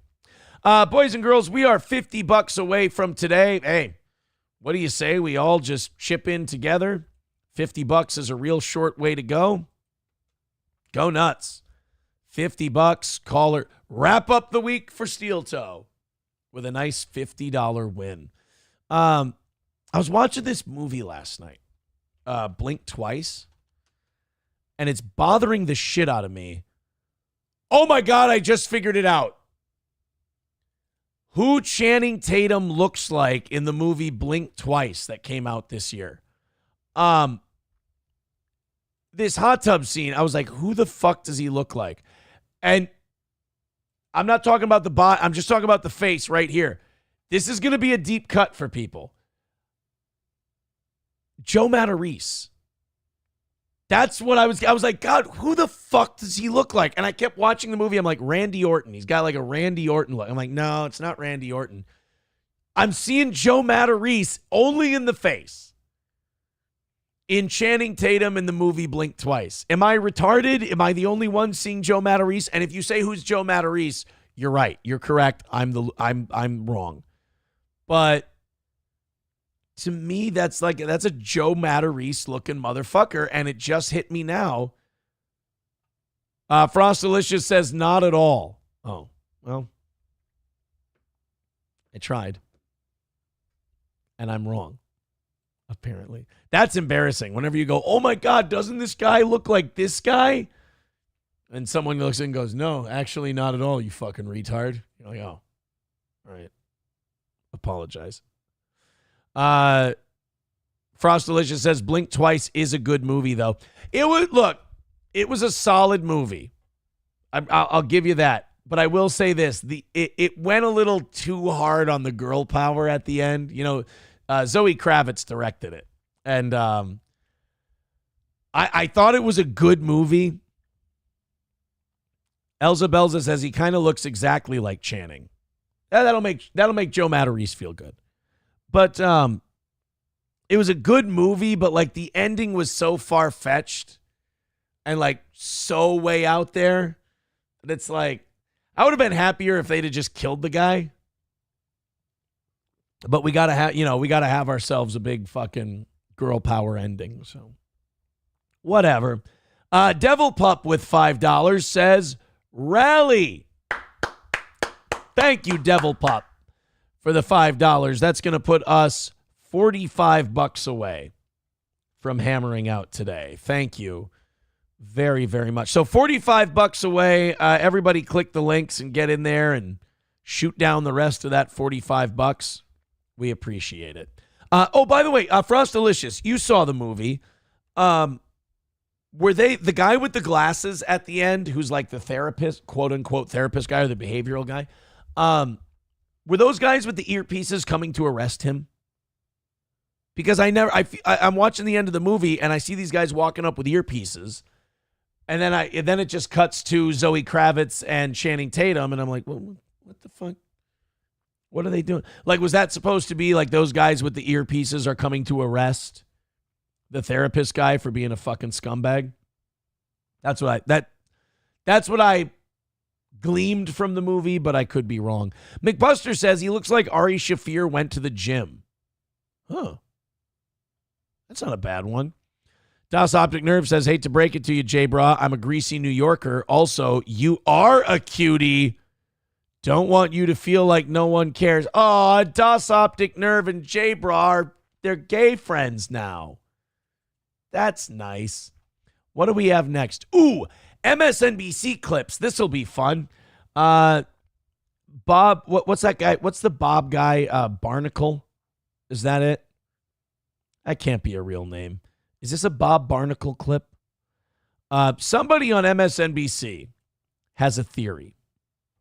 Frostalicious says, I'm pretty sure that's what happened, but I checked out in that last minute. Yeah, where it went like all girl power and all that shit. I'm like, okay, all right. I understand. I understand the movie you're going for. It's a good movie. It's not bad. But this MSNBC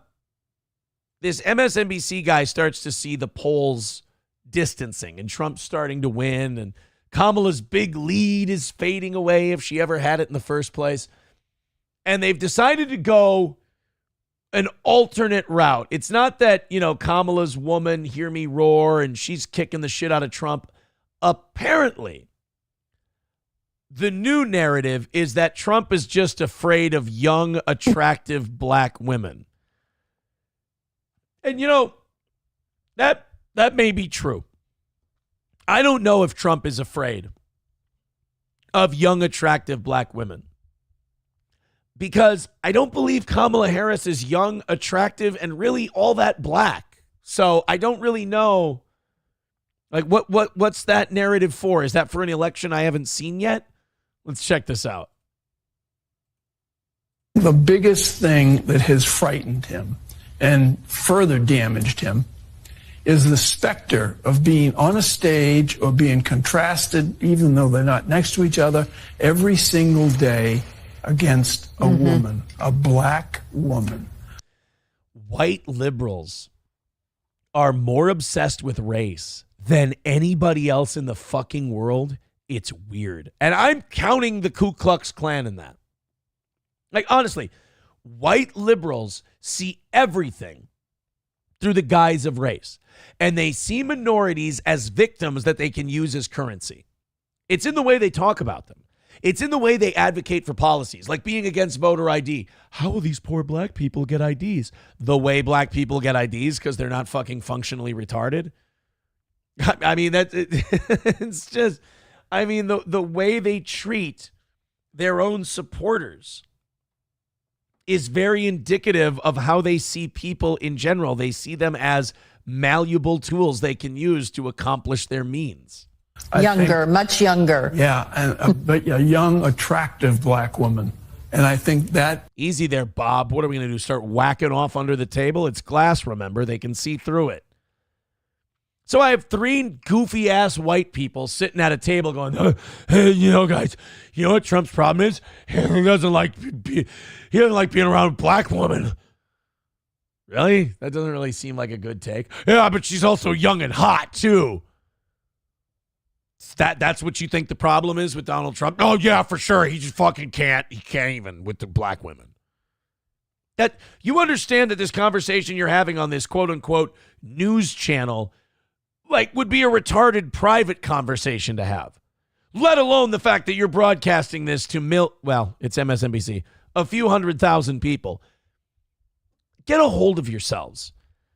You guys are watching this. You understand, we're watching the slow burn of the giant fucking meltdown they're going to have election night.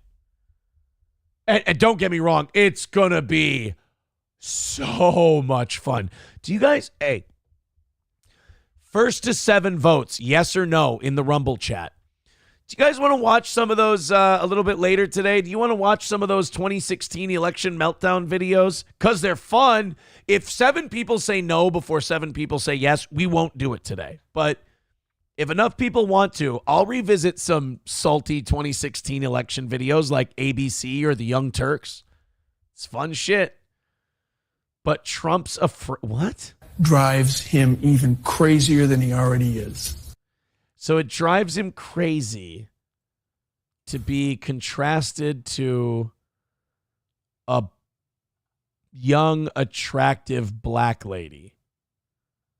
Okay.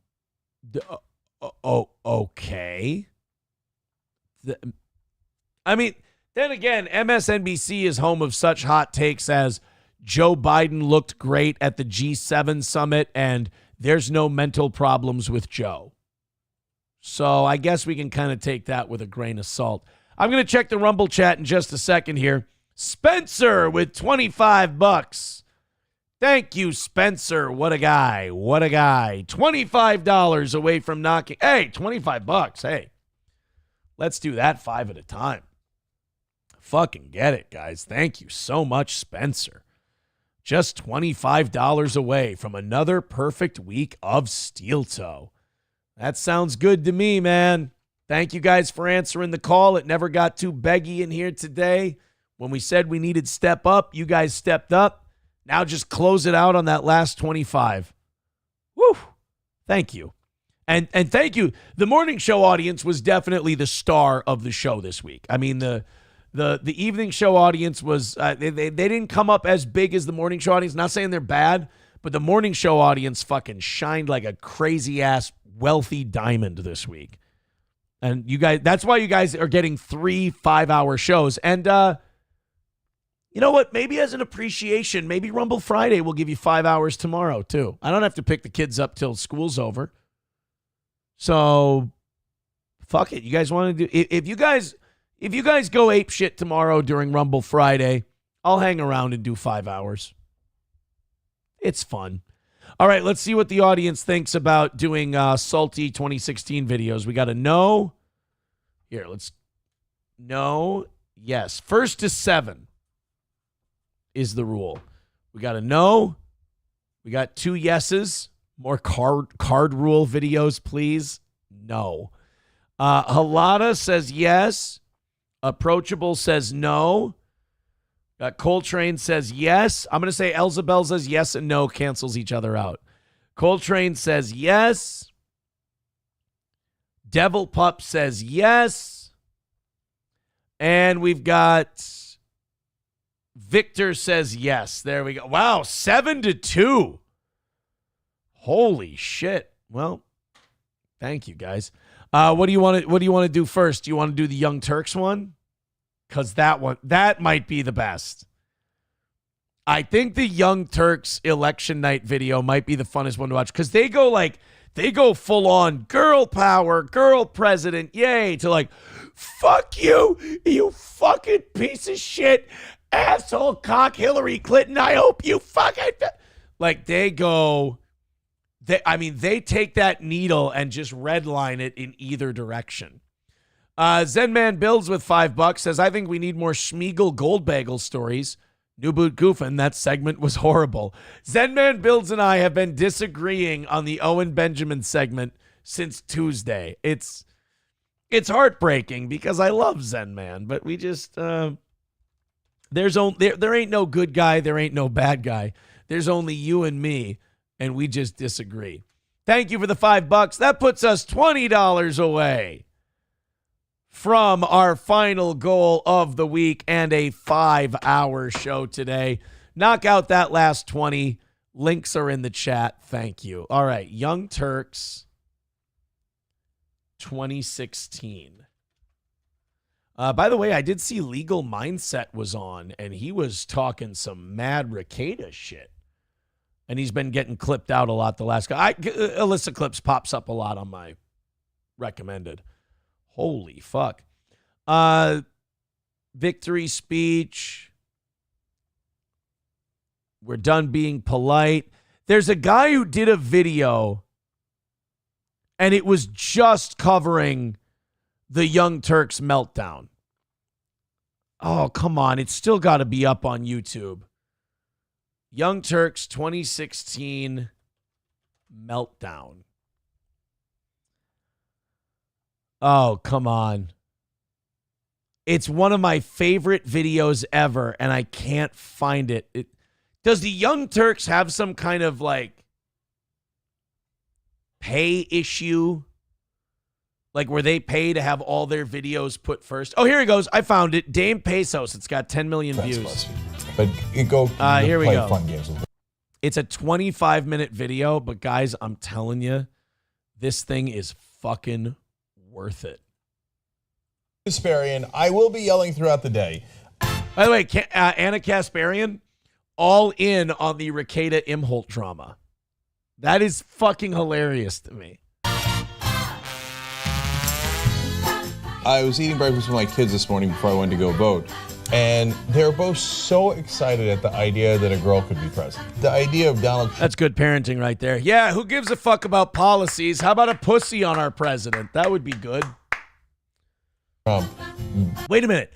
I just realized. Holy shit. I'm sure everybody else knew this too, but it just hit me now. Not only, if this election goes Republican, not only will it mean that 2 women have tried to run for president and were beaten, but Donald Trump will have been the man to deny America its first female president twice. It's a little too on the nose, if you ask me. Beating the person who could be the first female president. Yeah. Oh, yeah, it doesn't get any worse than that. That's right. And as I was waiting in line, there were 2 older white guys. They're behind me, and in the span of 5 minutes, they badmouth Latinos loudly and very transparently. Badmouth Latinos, Muslims, and black people. Anna's got a fire in her belly. I can appreciate that, but like straight up, I don't believe her.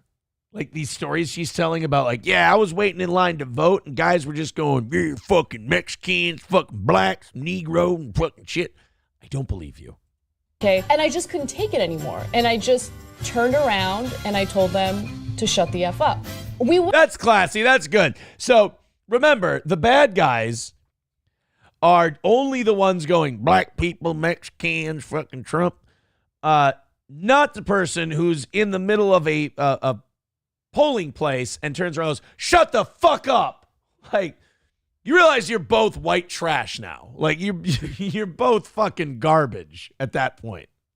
Like, if I'm a third party and I'm watching that and I hear one guy go, fucking Mexicans, I'm like, oh God, this fucking doofus. And then some lady goes, hey, shut the fuck up. I'm like, oh my God, I'm surrounded by garbage people. Jesus Christ, get me out of here. I don't want to vote this year.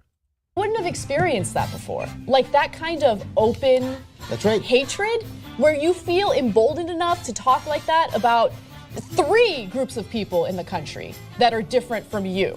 And it's and also Jimmy Dore shows up in this clip, and you can tell Jimmy Dore's kind of done with the Young Turks by this point. Scares me. I don't want to live in a country like that. Yeah. There was only 2 guys we'd ever banned in TYT history, and one of them was Donald Trump, way before he ran this time around, and he broke us. Wow, isn't that fucking great? Like, hey, we're so intolerant of other points of view that we've only banned, only 2 people have made us sensitive enough to ban them. One of them's Donald Trump. Aren't we great? Not the own you think it is, Cenk. On that, to be fair. Look, this election's over, okay? And Trump. Why the fuck did they bring? Like, is this a guy or is this like a janitor that wandered on? Be like, hey, you guys want a beer? I know it's going to be a late night. Can I sit down and talk a little shit with you? Cannot win. He can't win for a number of reasons. I mean, putting aside his xenophobia, racism, sexism, and all that. Which, by the way, I want to agree with this guy. I do. Donald Trump, let's put aside his racism, his sexism, his xenophobia. All right, you got yourself a goddamn deal. Can we keep the sexism? All right, we're horse trading now, you and me. You know, gets Latinos and other groups to vote in large numbers. He's incompetent. I mean, in terms of the popular vote, would be always would be kind of close, but the electoral vote won't be close at all. Hey, give him this. He ended up being right. I mean, not the way he wanted to, but he ended up being right. I mean, the popular vote was not close. Text message from someone writes in, they just write, Cenk has gotten really fat. What a dick. What a dick thing. Like, hey, I'm gonna text into Aaron. You text into Aaron and you go, Cenk's a fat fucker. And you're like, well, I mean, he's not wrong, but Jesus. I think he's going to win by, well, I think Hillary will have 320 electoral votes when it's all said and done, plus or minus 5. Plus or minus 5. I want to come back from the future and go, cast a wider net. I never bought into your fear-mongering. Ida Rodriguez joins us, yes! You got a Latina. You have to today. Yeah, absolutely. Well, it turns out you guys might make all the difference. I'm an anchor. No, the Jews will. Baby, I want you to tell me specifically why you don't like Hillary, and the reality of it is that you don't like her because she has a vagina. By the way, well, I mean, that's like the 16th thing that's wrong with her, but you know, the murder, that's bad. I don't like that. And it's not necessarily just the murder, it's why, you know. Certainly, not all murder, but your murders are fucking egregious. Also, the warmongering, that's a problem. Just wait, I'll get to the vagina. But that's what I always say in bed. I'll get there. Playing around with a collarbone right now. I'll get to the nipples, and then eventually, I got to work my way up to the vagina. You know, as my audience says, I'm gay. So I get up. Okay, now I'm going to keep it super real. Well, he's going to get, guys, get ready for Cenk to keep it super real. He just starts eating fried chicken. He's She chose to not come on this show. Oh. Okay, so it's not like we didn't ask, right? And we asked over and over. And you voted for that. And they not only that. That's what I love about Jimmy. Like, you can tell Jimmy Dore's done with the Young Turks during this whole video because he's like, Hillary wouldn't even come on this show. And he's being serious. And Jimmy Dore's just like, and you voted for that. But that's part of it, Jimmy. You're a cuck. Well, one time I was So Jimmy Dore just goes with, you're a cuck. testing a bowling ball, and as I kind of scooped it back, there was a child behind me, and it hit him in the face. What? Anna's a fucking psychopath. Like, I'm convinced. Like, I love that she's all in with, like, the sector drama and everything like that. That's hilarious to me. But she is a lunatic. Yeah, I might, dare I say, Anna Kasparian is borderline dangerous to be around. Wow. We actually have some actual election results. Yeah, from Indiana? From 3 states, Indiana, New Hampshire, and Kentucky, all with less than 1% of... Guys, you want the Democrat to win. You don't want to hear about Indiana and Kentucky and New Hampshire right now. Just let those 3 go. Precincts reporting, so they're a little meaningless. Here comes Bernie. But they're all bad news. Let's start with Kentucky. Look at Jimmy. Like, Jimmy Dore's just dicking around on his phone. He doesn't give a fuck anymore. Jimmy Dore was so checked out of the Young Turks. He was gone by what, 2017, 2018? He doesn't fucking care. Because we don't care. Oh, 73-25 Trump. Okay, have Kentucky. Who cares? Second, okay. we don't No, care we about love you in Kentucky. Indiana. Don't care. 69-28. New Hampshire, again. This is important. This is an important one. Less than 1%. I'm sorry. That one actually not less than 1%. That 1%. 1% of the precincts. 53-41, though. Uh-oh. Disaster. Okay, the mood has immediately changed. Look at this. Look at these fucking lunatics. It's one goddamn state with 1%. Fucking relax. Take it from Trump supporters 4 years later. It can look like you're getting the shit kicked out of you. And then all of a sudden, overnight, the whole thing changes. And in fact, Trump is now taking the lead in Florida. He's taking the lead. Wait, where? In Florida. Okay. And so, come on, stop doing this every 2 seconds. Yeah, I love Jimmy. I love going back and watching this after Jimmy Dore has become like anti-Young Turks guy and like pro-conspiracy theory and all that. I love going back and watching and realizing that Jimmy Dore has fucking had it with this. Ourselves. Virginia, 10% reporting. Uh-oh. Okay, hold on. Buckle up. 54-41. Trump. Yeah. Just put with No. 161,000, 123,000. No. It got quiet in here the minute we started reporting these real results. Yep. And if that continues, there is going to be a Paul in here. You know you're in control of that, Cenk. You can just not act like a big fucking baby if you lose. It's possible. Meanwhile, Jimmy Dore didn't vote for either of these two, so he didn't give a shit. Oh, I don't even want. I mean, I think. Where are you? I will cry. I will literally cry. I'm not even kidding. I can't bear it. And a way to be a professional. That's how we handle our emotions on election night as a journalist. We cry. Anything more. Up and down the middle of the country, all red. Have we called all those out yet? Oh my no, God, we he haven't. built a wall. Okay, So he built a wall. North Dakota, gone. South Dakota, gone. Nebraska, gone. Kansas, gone. Hey, guys, you understand every fucking election's like that. Calm down, you fucking pussies. When have you ever won North Dakota, South Dakota, Nebraska, Kansas, Oklahoma, or Texas, or Wyoming? Fucking chill. It's weird to watch these people who have shows about politics. They have shows where like they're political pundits and they have no idea how actual politics works. Like, hey, look at all the red right there. Oh, you mean the red that's been there since 1964? All called for Donald Trump. Hold on, this is serious. So the calculation that the New York Times has had as a running prediction of winning the presidency. Last time I glanced at it, John, I don't know if you've been looking at that win presidency meter below the states, below the map. Well, it was at it was at 80% an hour ago for Clinton. What is it now? 68%. Okay, God damn it, I'm nervous. Okay. This is always fun to watch. It's like I have to pretend I like Trump more than I do when I watch this shit because I'm just enjoying their angst so much that it makes me be like, I'm way more of a Trump guy than I thought I was. And it's like, no, I just like watching these people panic like children.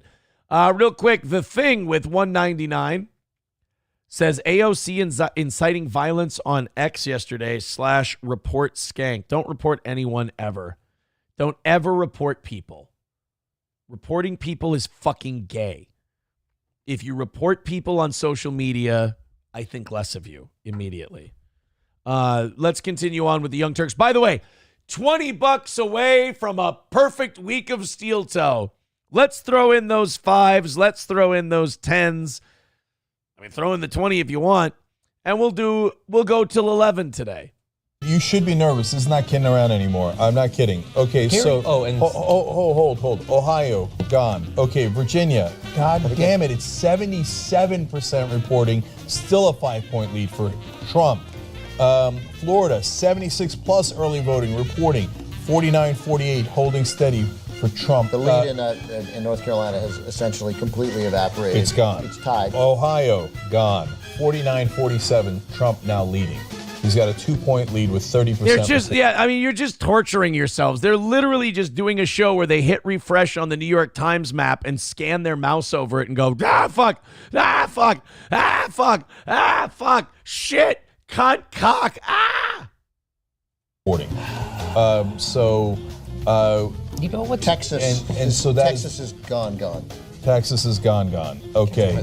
So any talk of like, hey, turning purple, blah, blah, blah, bullshit, gone. Sometimes I can barely hear you. This is the definition of seething, by the way. Like, people overuse that word. Steel toe haters and Cenk on election night. That's what seething is. Cheeseburger Pie with $1 says, let's do the goal $1 at a time. All right, if you want to do it that way, we are 18 away from today's goal. Guys, because in my head it's like, she's losing, Virginia needs Florida, right? Wait, so your inner monologue is a mentally retarded person? Fun. Mine's black. He says the N-word a lot. That's why I think he's black. He might be white. He just might. And God damn it, if we need Florida, are you shitting me? More bad news. Oh, don't worry, Cenk. You won't get that one either. I like coming back from the future and letting the Young Turks know how shit's going. Real quick, Cheeseburger Pie says $1 at a time. Thank you, buddy. Zenman builds on Rumble with $5. Says, come on, rally up. Let's knock it out. Aaron, I love you too. No homo. I'll play Twister with you anytime. New Boot Goofin. Oh, thank you. My Twister days are done. $15 away from hammering out the final goal of the week. Ohio. Now he has built a 6-point lead. 37% reporting, 51-45. North Carolina, he's now taking a 1% lead with 36% plus early voting in. Wow. New Hampshire, 16% reporting, and the lead is down for Hillary Clinton down to 3 points. Dude, I fucking love Jimmy Dore because look at all these guys. Look at all these guys. They're going, oh my God, this state is this state is this. And Jimmy Dore's looking at people going, look at you see this thing? Look at that. That's fucking weird, right? Hey, you see this one? That's pretty fucking wild. Jimmy was so done with the Young Turks. I wouldn't be surprised if we could get Jimmy Dore on the show. I wouldn't be surprised if we talked to him. And he said, oh, no, that election night while we were covering it, I decided I was leaving. That would make a lot of sense. By the way, can we take bets on when Anna's leaving the Young Turks? Because I feel like Anna Kasparian is like getting more and more based as she gets older. And I feel like it's a matter of time before maybe the Young Turks either has to go more right wing to meet Anna, or Anna decides, fuck it, I'm gone, and ends up like at fucking Daily Wire or something. Okay, yeah, I don't see a fucking landslide here. I don't see it at all. New Hampshire has been totally tied up. 100% tied. Oh, 64, 200 votes for Clinton. Oh, yeah, I remember when they were doing that? Drumpf. Because when his grandparents came here from overseas, their last name was Drumpf, and they changed it to Trump at Ellis Island. So you're shaming immigrants. That's wonderful. Democrats shaming immigrants in order to make fun of Trump. Way to abandon your principles. Christ, it is fucking panic time. New Hampshire has flipped. He's now leading 48-47. So he's leading in Florida, Virginia, New Hampshire, North Carolina, and Ohio is now an 8-point lead for Trump. Oh, guys, real quick, maybe shitting on people in the Rust Belt and their religion and their values and going after their children for the last 30 years. Maybe that might be why Ohio's no longer competitive. Just an idea. You know how you used to be like all for like the steel workers and shit, and then you signed like NAFTA and you shipped all their jobs overseas and then told them they were all just bitter white Christians? Yeah, that's why they hate your fucking guts. Again, ghost of election future coming to visit the Young Turks and help them out a little bit. They're going to call with 42% reporting. So Ohio is gone and soon to be gone. Tick, tick, tick, tick, tick, tick, tick, tick. You're running out of votes to count. The New York Times. Don't worry. Hey, Cenk, again, ghost of election future, you guys are going to figure that one out in 2020.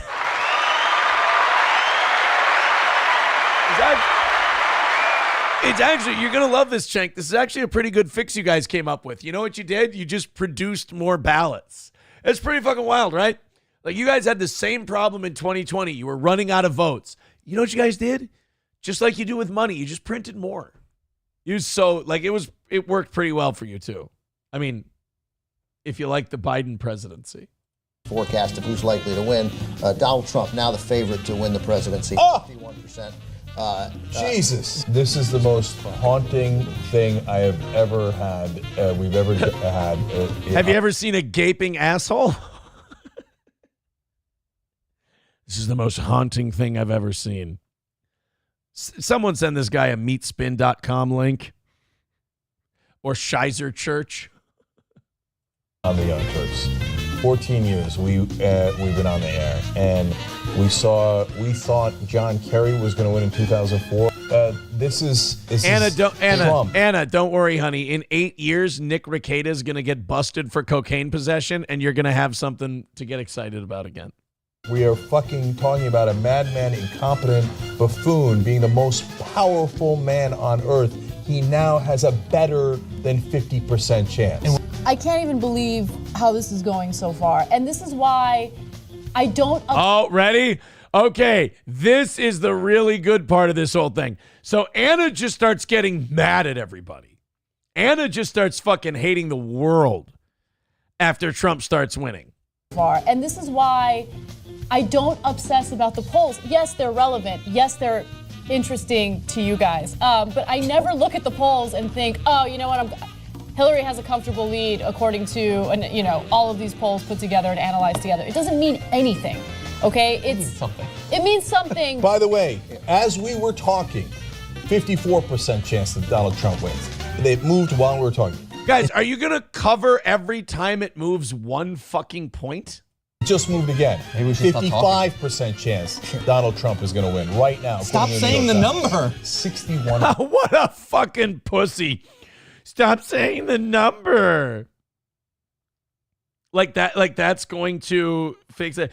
Hey, Cenk, if you stop saying the number, he can't be president. What is this? The fucking Babadook, asshole? Percent chance of winning for Donald Trump. Insane. This is insane. So, what's funny is every election party in 2016 was saying that, but for different reasons. They were going, this is insane. And we were all going, holy shit, this is fucking insane. I've got a lot more ramifications. Oh, wow. For the Trump presidency. Brace for impact. Brace for impact, guys. You ready? It's like that part in Armageddon where one of the ships explodes. This is going to rule. By the way, $15 away from knocking out the final goal of the week. We got 40 minutes to do it. Everybody with $5. Let's go over. Let's go over. Streamlabs, PayPal, Venmo, Super Chats, Rumble Rants. Let's go over that $15. Let's fuck some shit up. New York Times now saying the chance of a Trump presidency is 92%. Yes. Brace for impact. Okay. Huffington Post, what happened to your fucking 98.4%? What happened to you? They said there was a 98.4%. And I keep picking on them. Well, that they leaves were not almost alone. 2% chance. They were not alone. All the fucking idiots in Washington and New York. Oh, you guys are worried about nothing. You're worried about nothing. He's like, this is that maniacal laughter. That's like their breaking laughter. You're like, it's fine. There's nothing wrong with the way the elections. It's going to be just fine.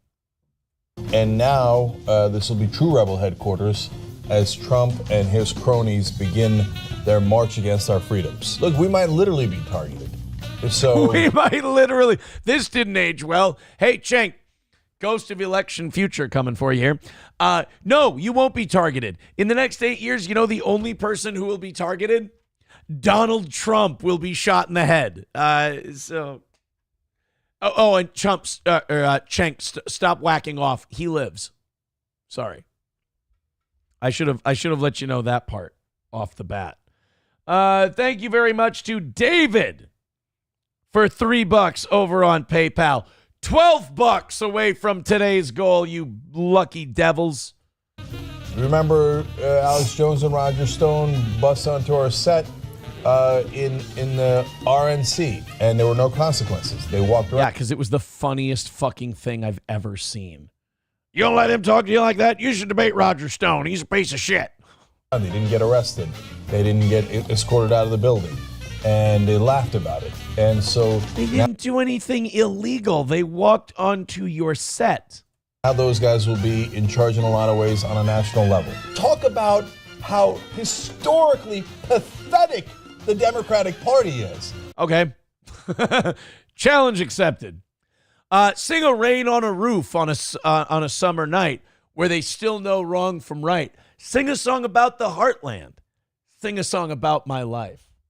You know, Cenk, when you hear twin fiddles and a steel guitar, you're listening to the sound of the American heart.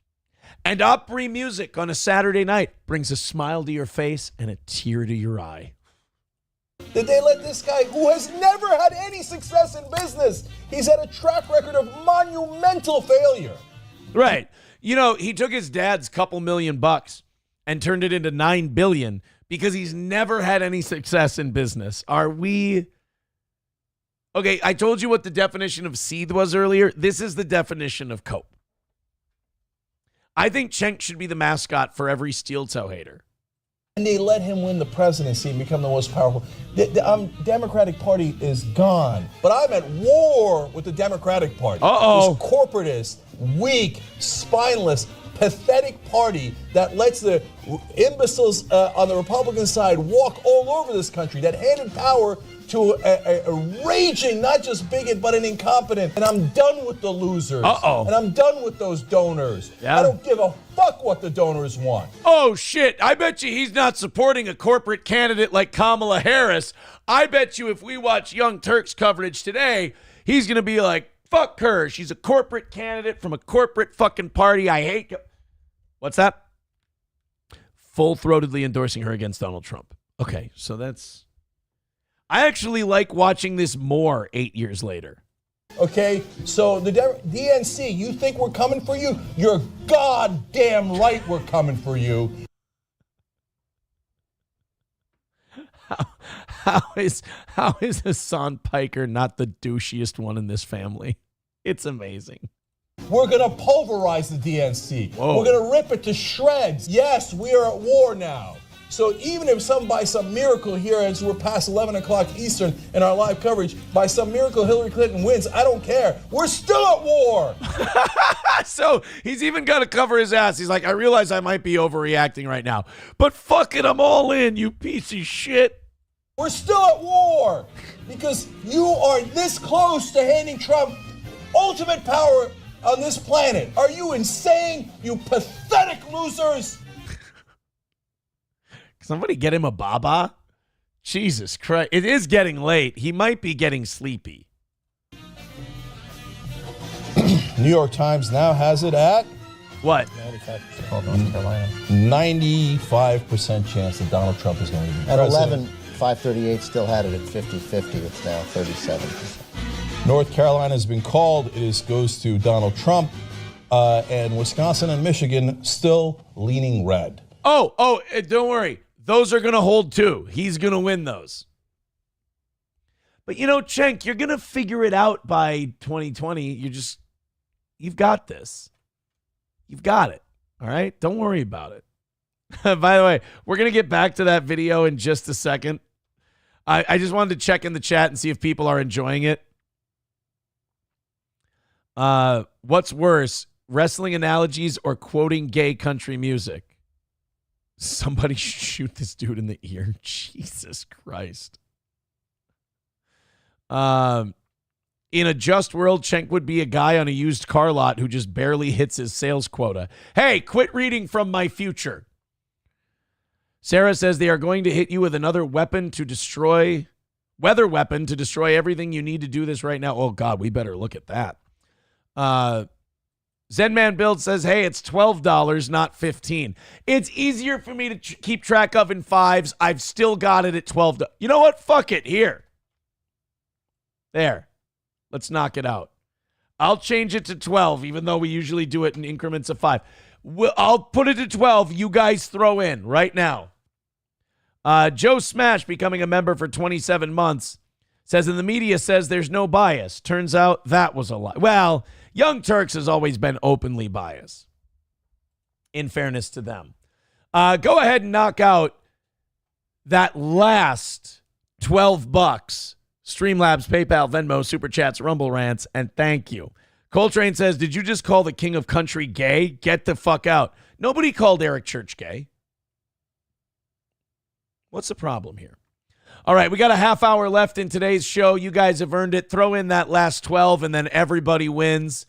Even if you do it $1 or $2 at a time, I'm here for it.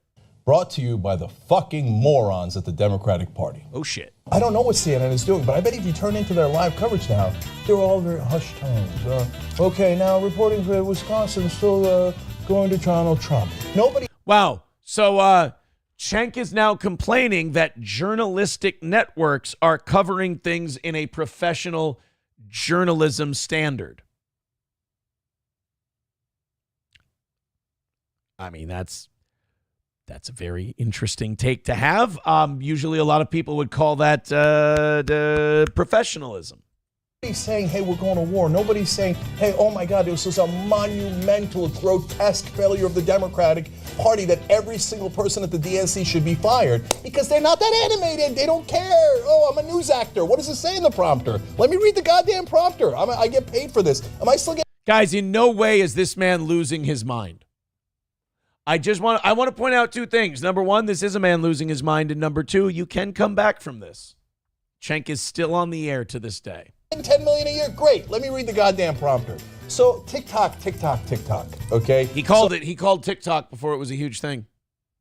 Okay, hang on to your 68-year-old audience, okay? But the younger people have no interest in Wolf Blitzer reading anything to them. That's right. Young people want to watch a fat Turkish man scream at the camera while he glows sweat under the lights. By the way, Devil Pup with $2 says, rounding it out. Well, there you go. $10 away from being done with goals for the week. Although I am going to say, if you guys go fucking batshit tomorrow, I'll do an extra hour again. Scott Christie with $2. Thank you very much. So we're at about 9 something right now because that 2 is about, like, you guys want to do it like real time, like with the percentages. So 160 would have made it 1040. We're at $9. Oh, never mind. We're at $1. Zenman Builds with $10 says, goal, another win for the toe. Suck it, haters. We take 8 of that, so technically we're $1 short. Cheeseburger pie. Finish it up, baby. You've got this. Interest at all. So keep on reading your stupid ass script. We're gonna murder you. Okay, we're gonna. Cenk, Jesus Christ.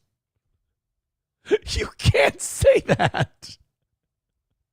I'm so glad we're rewatching this today. If you're just joining us, we decided to rewatch the Cope stream highlights from the Young Turks in 2016. I'm so glad we're watching this later. I didn't realize some of this gold was out there. To them. No interest at all. So keep on reading your stupid ass script. We're gonna murder you. Okay, we're gonna. I know you're upset that Trump's going to be president, but you can't just go on the air and tell people that you're going to murder them. Scott with another $2 says, no more Cenk. No, he's still going strong. You don't want to see Cenk Uygur anymore? Come on. Hey, guys, another win for the toe.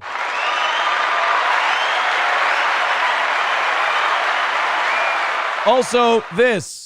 Pudo quedar tranquilo y nació al día siguiente. Viene el centro, clave, gol. ¡Gol! ¡Gol!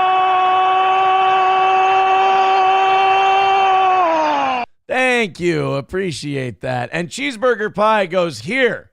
Fine. Here's another $1. Thank you, Cheese. Thank you, buddy. All right, let's go back to old Chenkaruni. I'm reading your stupid ass script. We're gonna murder you. Okay? We're gonna end you. We're gonna finish you. She can still win. With your mouth? Are you going to finish us with your mouth or with your hand? By the way, Ryan the Garbage Man with 50 cents on PayPal says, Cenk likes pudding. Putting his dick where it don't belong, am I right? Let's go to some of these texts. One person writes, George Strait is not gay, just curious. Another person sends me a pit bull attack. Is this true? Breaking news? The Polads are selling the Minnesota Twins?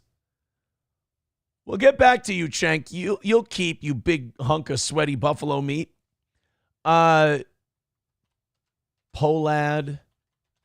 Twins. 27 minutes ago, Star Tribune, Polad family will sell the Minnesota Twins. The Polad family has hired Allen and Company. Wow. Oh, you know, a lot of people wanted the Polads gone after this year. That's too bad, man. The Polads, I think, have been the owners of this team my entire life. I think Carl Polad bought the team from Calvin Griffith in like 84. I was born in 86. When did Carl Polad? And then he died. And then his sons took over. Yeah, Polad bought the team in 1984. Oh, fuck. How much did he buy it for? This will be fun. How much did Carl Polad pay for the Twins? $44 million in 1984. All right. How much are the Minnesota Twins worth?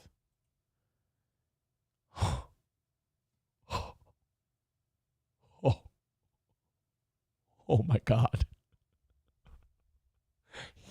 He bought them for $44 million. $44 million he paid for the Twins. Do you know what the Twins are worth right now?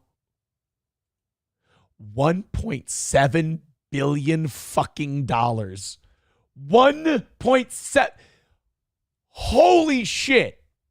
He's going to make at least, the Polad family's going to profit at least $1.5 billion from selling the Twins. Oh, and by the way, that's 19th in the league. 19th in baseball. Oh, and also, the Twins brought in $309 million of revenue last year. And what's our payroll at? Twins payroll. We bring in $309 million a year.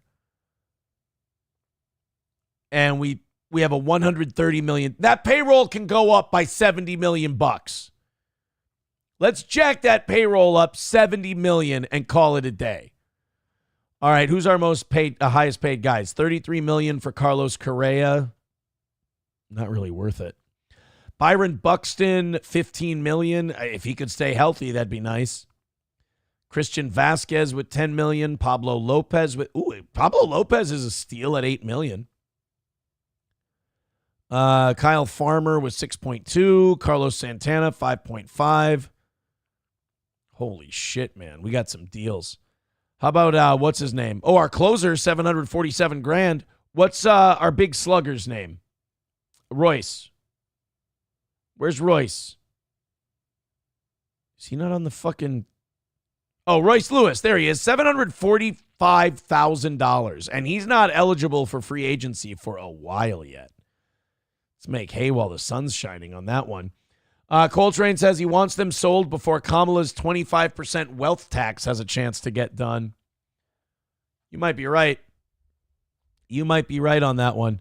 I would love if the Wilfs could buy the Twins. That would be awesome if we got the Wilfs to buy them. They're great owners of the Vikings. You know what? Alex Rodriguez should tell Glenn Taylor to suck his fucking cock. And Alex Rodriguez should just buy the Twins instead. Honestly, like, fuck the way. Like, if you don't know about how the sale of the Timberwolves is going, Alex Rodriguez agreed to buy the team years ago from Glenn Taylor, and Glenn Taylor agreed to transition the team over to him. But now that the team's winning and the team's worth more money, now all of a sudden, Glenn Taylor doesn't want to sell, and he's reneging on the deal. And so now there's litigation, there's lawsuits, there's the whole thing. It's fucking bullshit. Just give A-Rod the team and get out. Take your billions and ski-daddle. Maya with $10. By the way, Scott sent in $2 and his message was, Scott has a massive cock. There you go. Maya with $10. Thank you very much, Maya. We are over for today. We will put this all towards Monday, whatever you guys throw at us. I'm going to read this text in a little bit.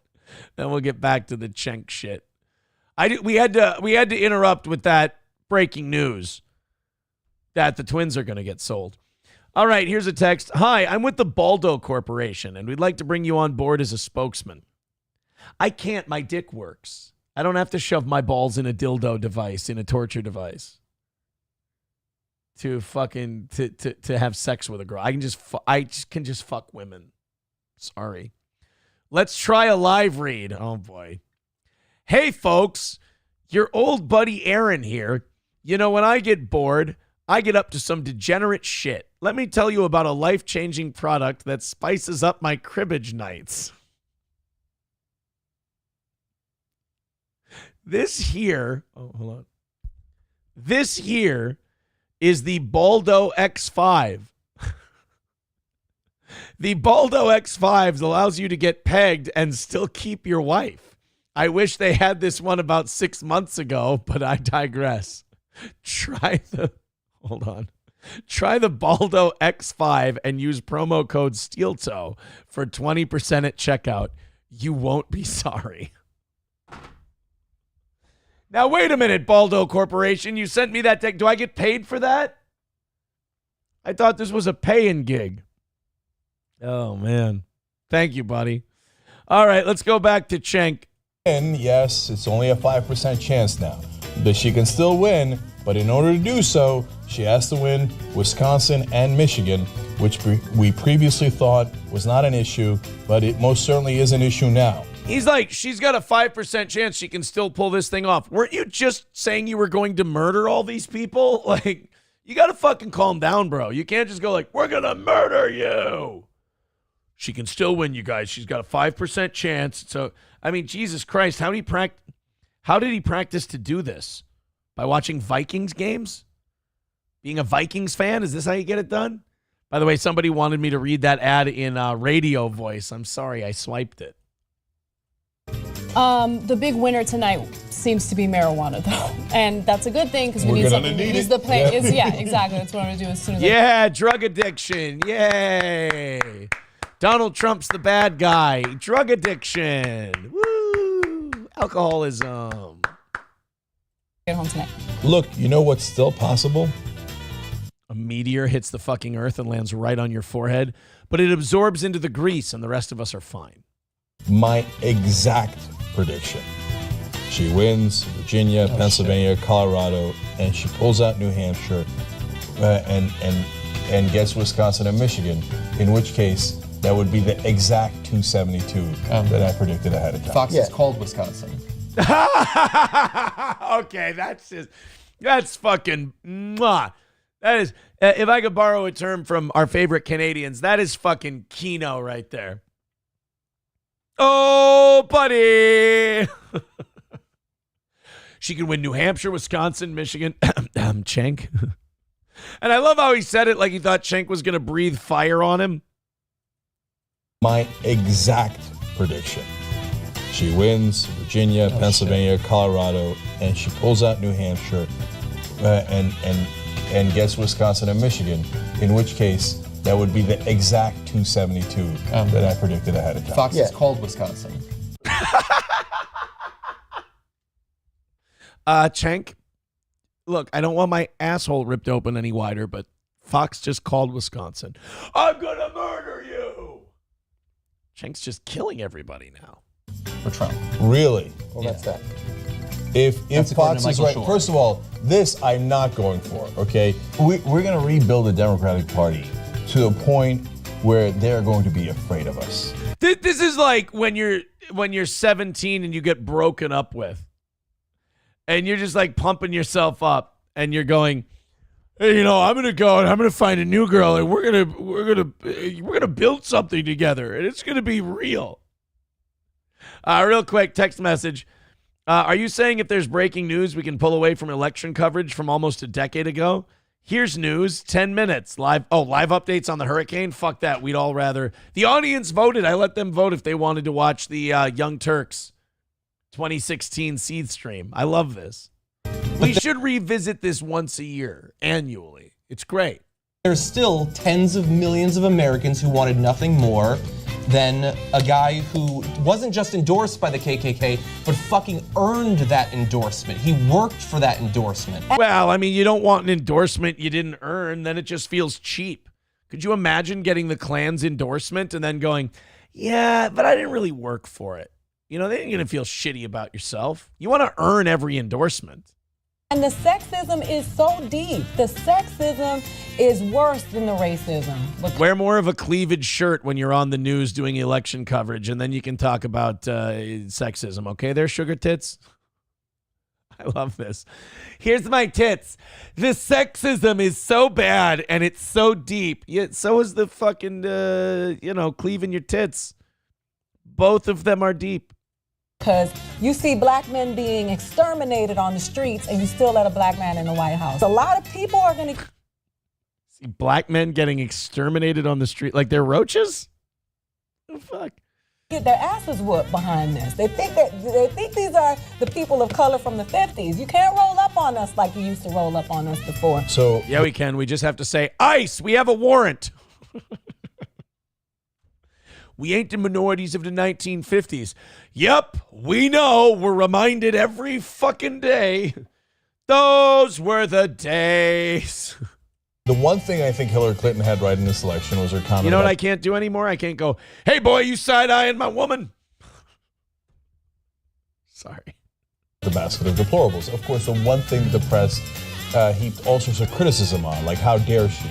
College white men, so even college white men, this to me, these are the guys who should be particularly ashamed. 54th. We're gonna murder them.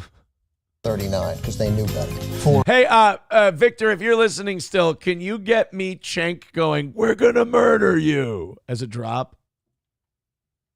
For Trump. College-educated white men. Because the only thing Clinton wins is college white women, 51-45. But even that. So what's staggering is non-college white women. Of women who are college-educated. Non-college white women, 62-34. So the good girls voted for Trump. That's the partiers, the fun ones.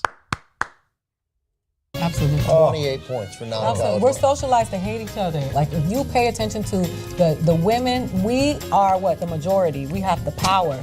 But the kind of hate that this woman has gotten just because she's a woman, and I'm not trying to create excuses for her actions that have been questionable. I'm just saying simply on the fact that she is a woman, she is losing, and it's because she's a woman.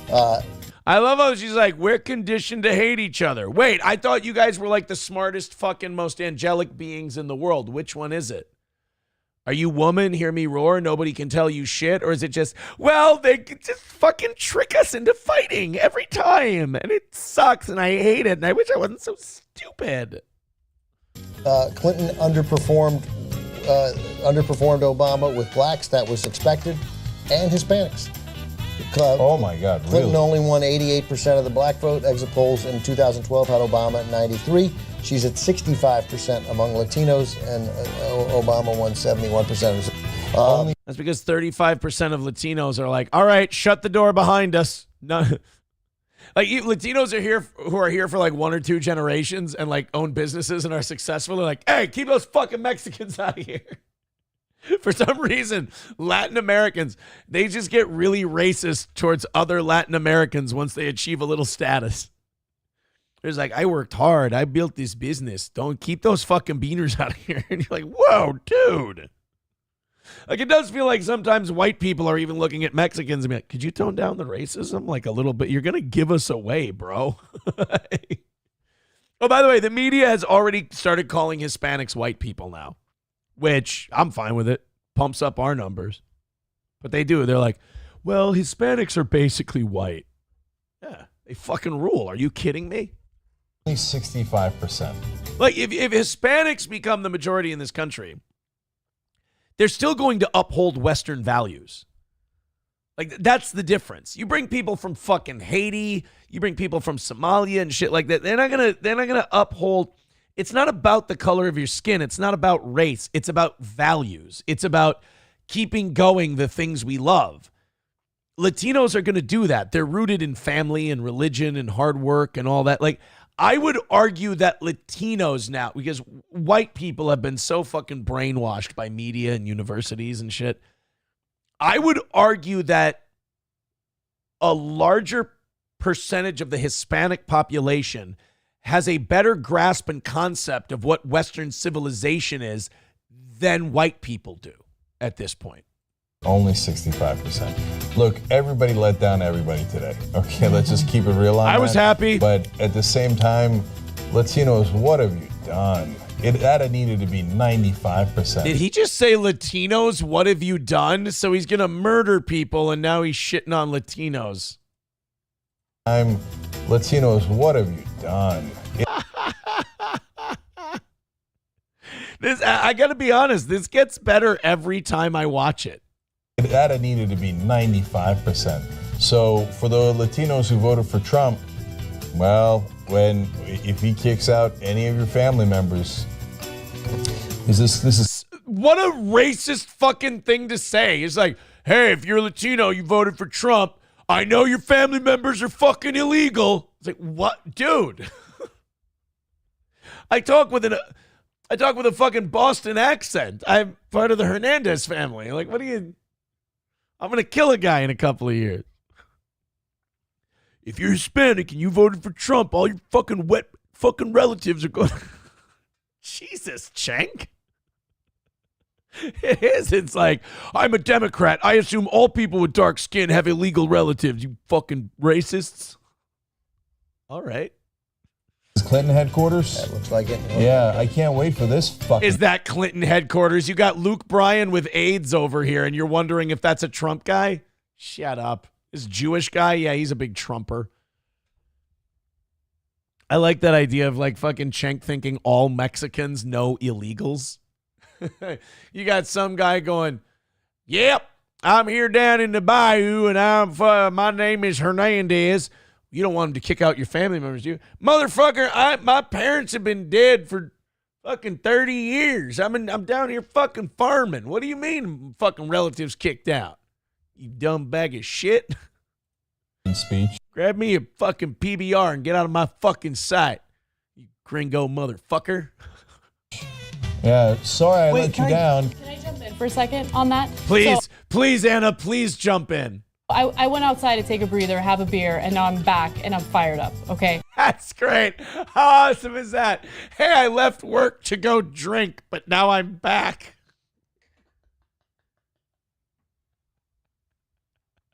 That's fucking awesome. I love this show. The Young Turks are my favorite. Oh, my God. Hey guys, I know I have a job to do, but I just had to go outside and binge drink real quick, but I came back and I'm all fucked up and I'm ready to talk again. Hey, what's going on there, Jake the Snake Roberts? Yes, we have the internet, but it takes a significant time or a significant amount of time and resources. Hello, I'm Alonzo Bowden. I'm Anna's Black Todd Wrangler. To sit there and research all the issues on your own. I have no respect for women who voted for Trump. Okay? So, remember when the Mexican lady was saying, like, we're conditioned to hate each other? Anna didn't need much of a push on that one. Anna just went, fuck women who voted for Trump, you stupid bitches. And I hope that Mexican chick is like, that's kind of the shit I was talking about. This is why. I love watching Anna become the very reason why Hillary didn't win. Okay. I think so poorly of them, and the reason why is because, look, I don't think that you're a single issue voter. I just think you're dumb, okay? I think you're fucking dumb. Alonzo's like, I tend to like white women. I think we can just, I think we would probably take it down a notch, I think.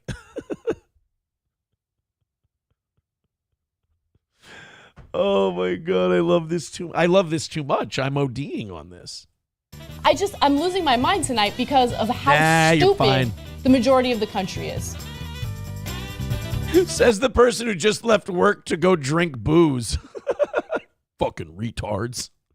Fucking irresponsible dickheads who can't make the appropriate decisions at the right time. Now, if you excuse me, I gotta go sneak outside and do some blow and have a shot.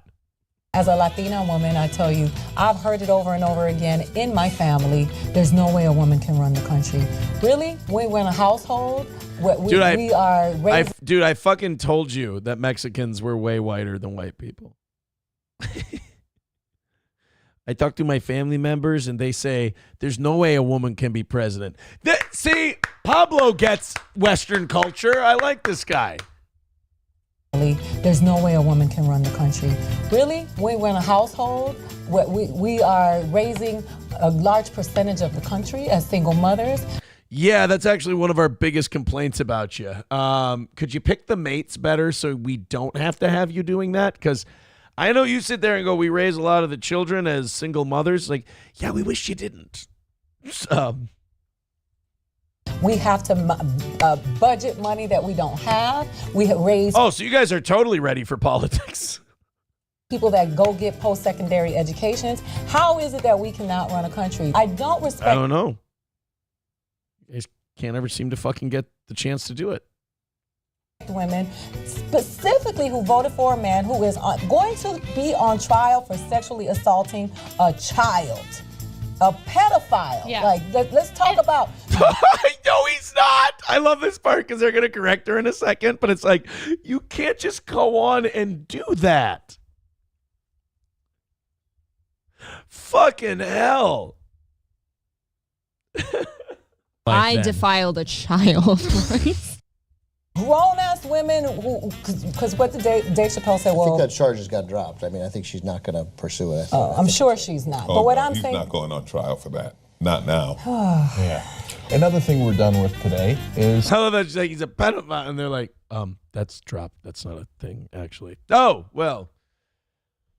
So how's Wisconsin looking, guys? The era of politeness. Absolutely. Absolutely. So progressives, don't listen to the Democratic Party who tell you to kneel yourself and be fucking polite, okay? No. Progressives we're not going to be polite anymore. You know what we're going to do? Something that the DNC has cock-blocked this entire fucking time. We're going to fight back. You know, remember, it was the Republicans who were being election deniers and they were being unreasonable and subverting the democratic process and being violent. In 2016, we have Cenk Uygur going, we're not going to be polite anymore. We're going to murder you. He's fine.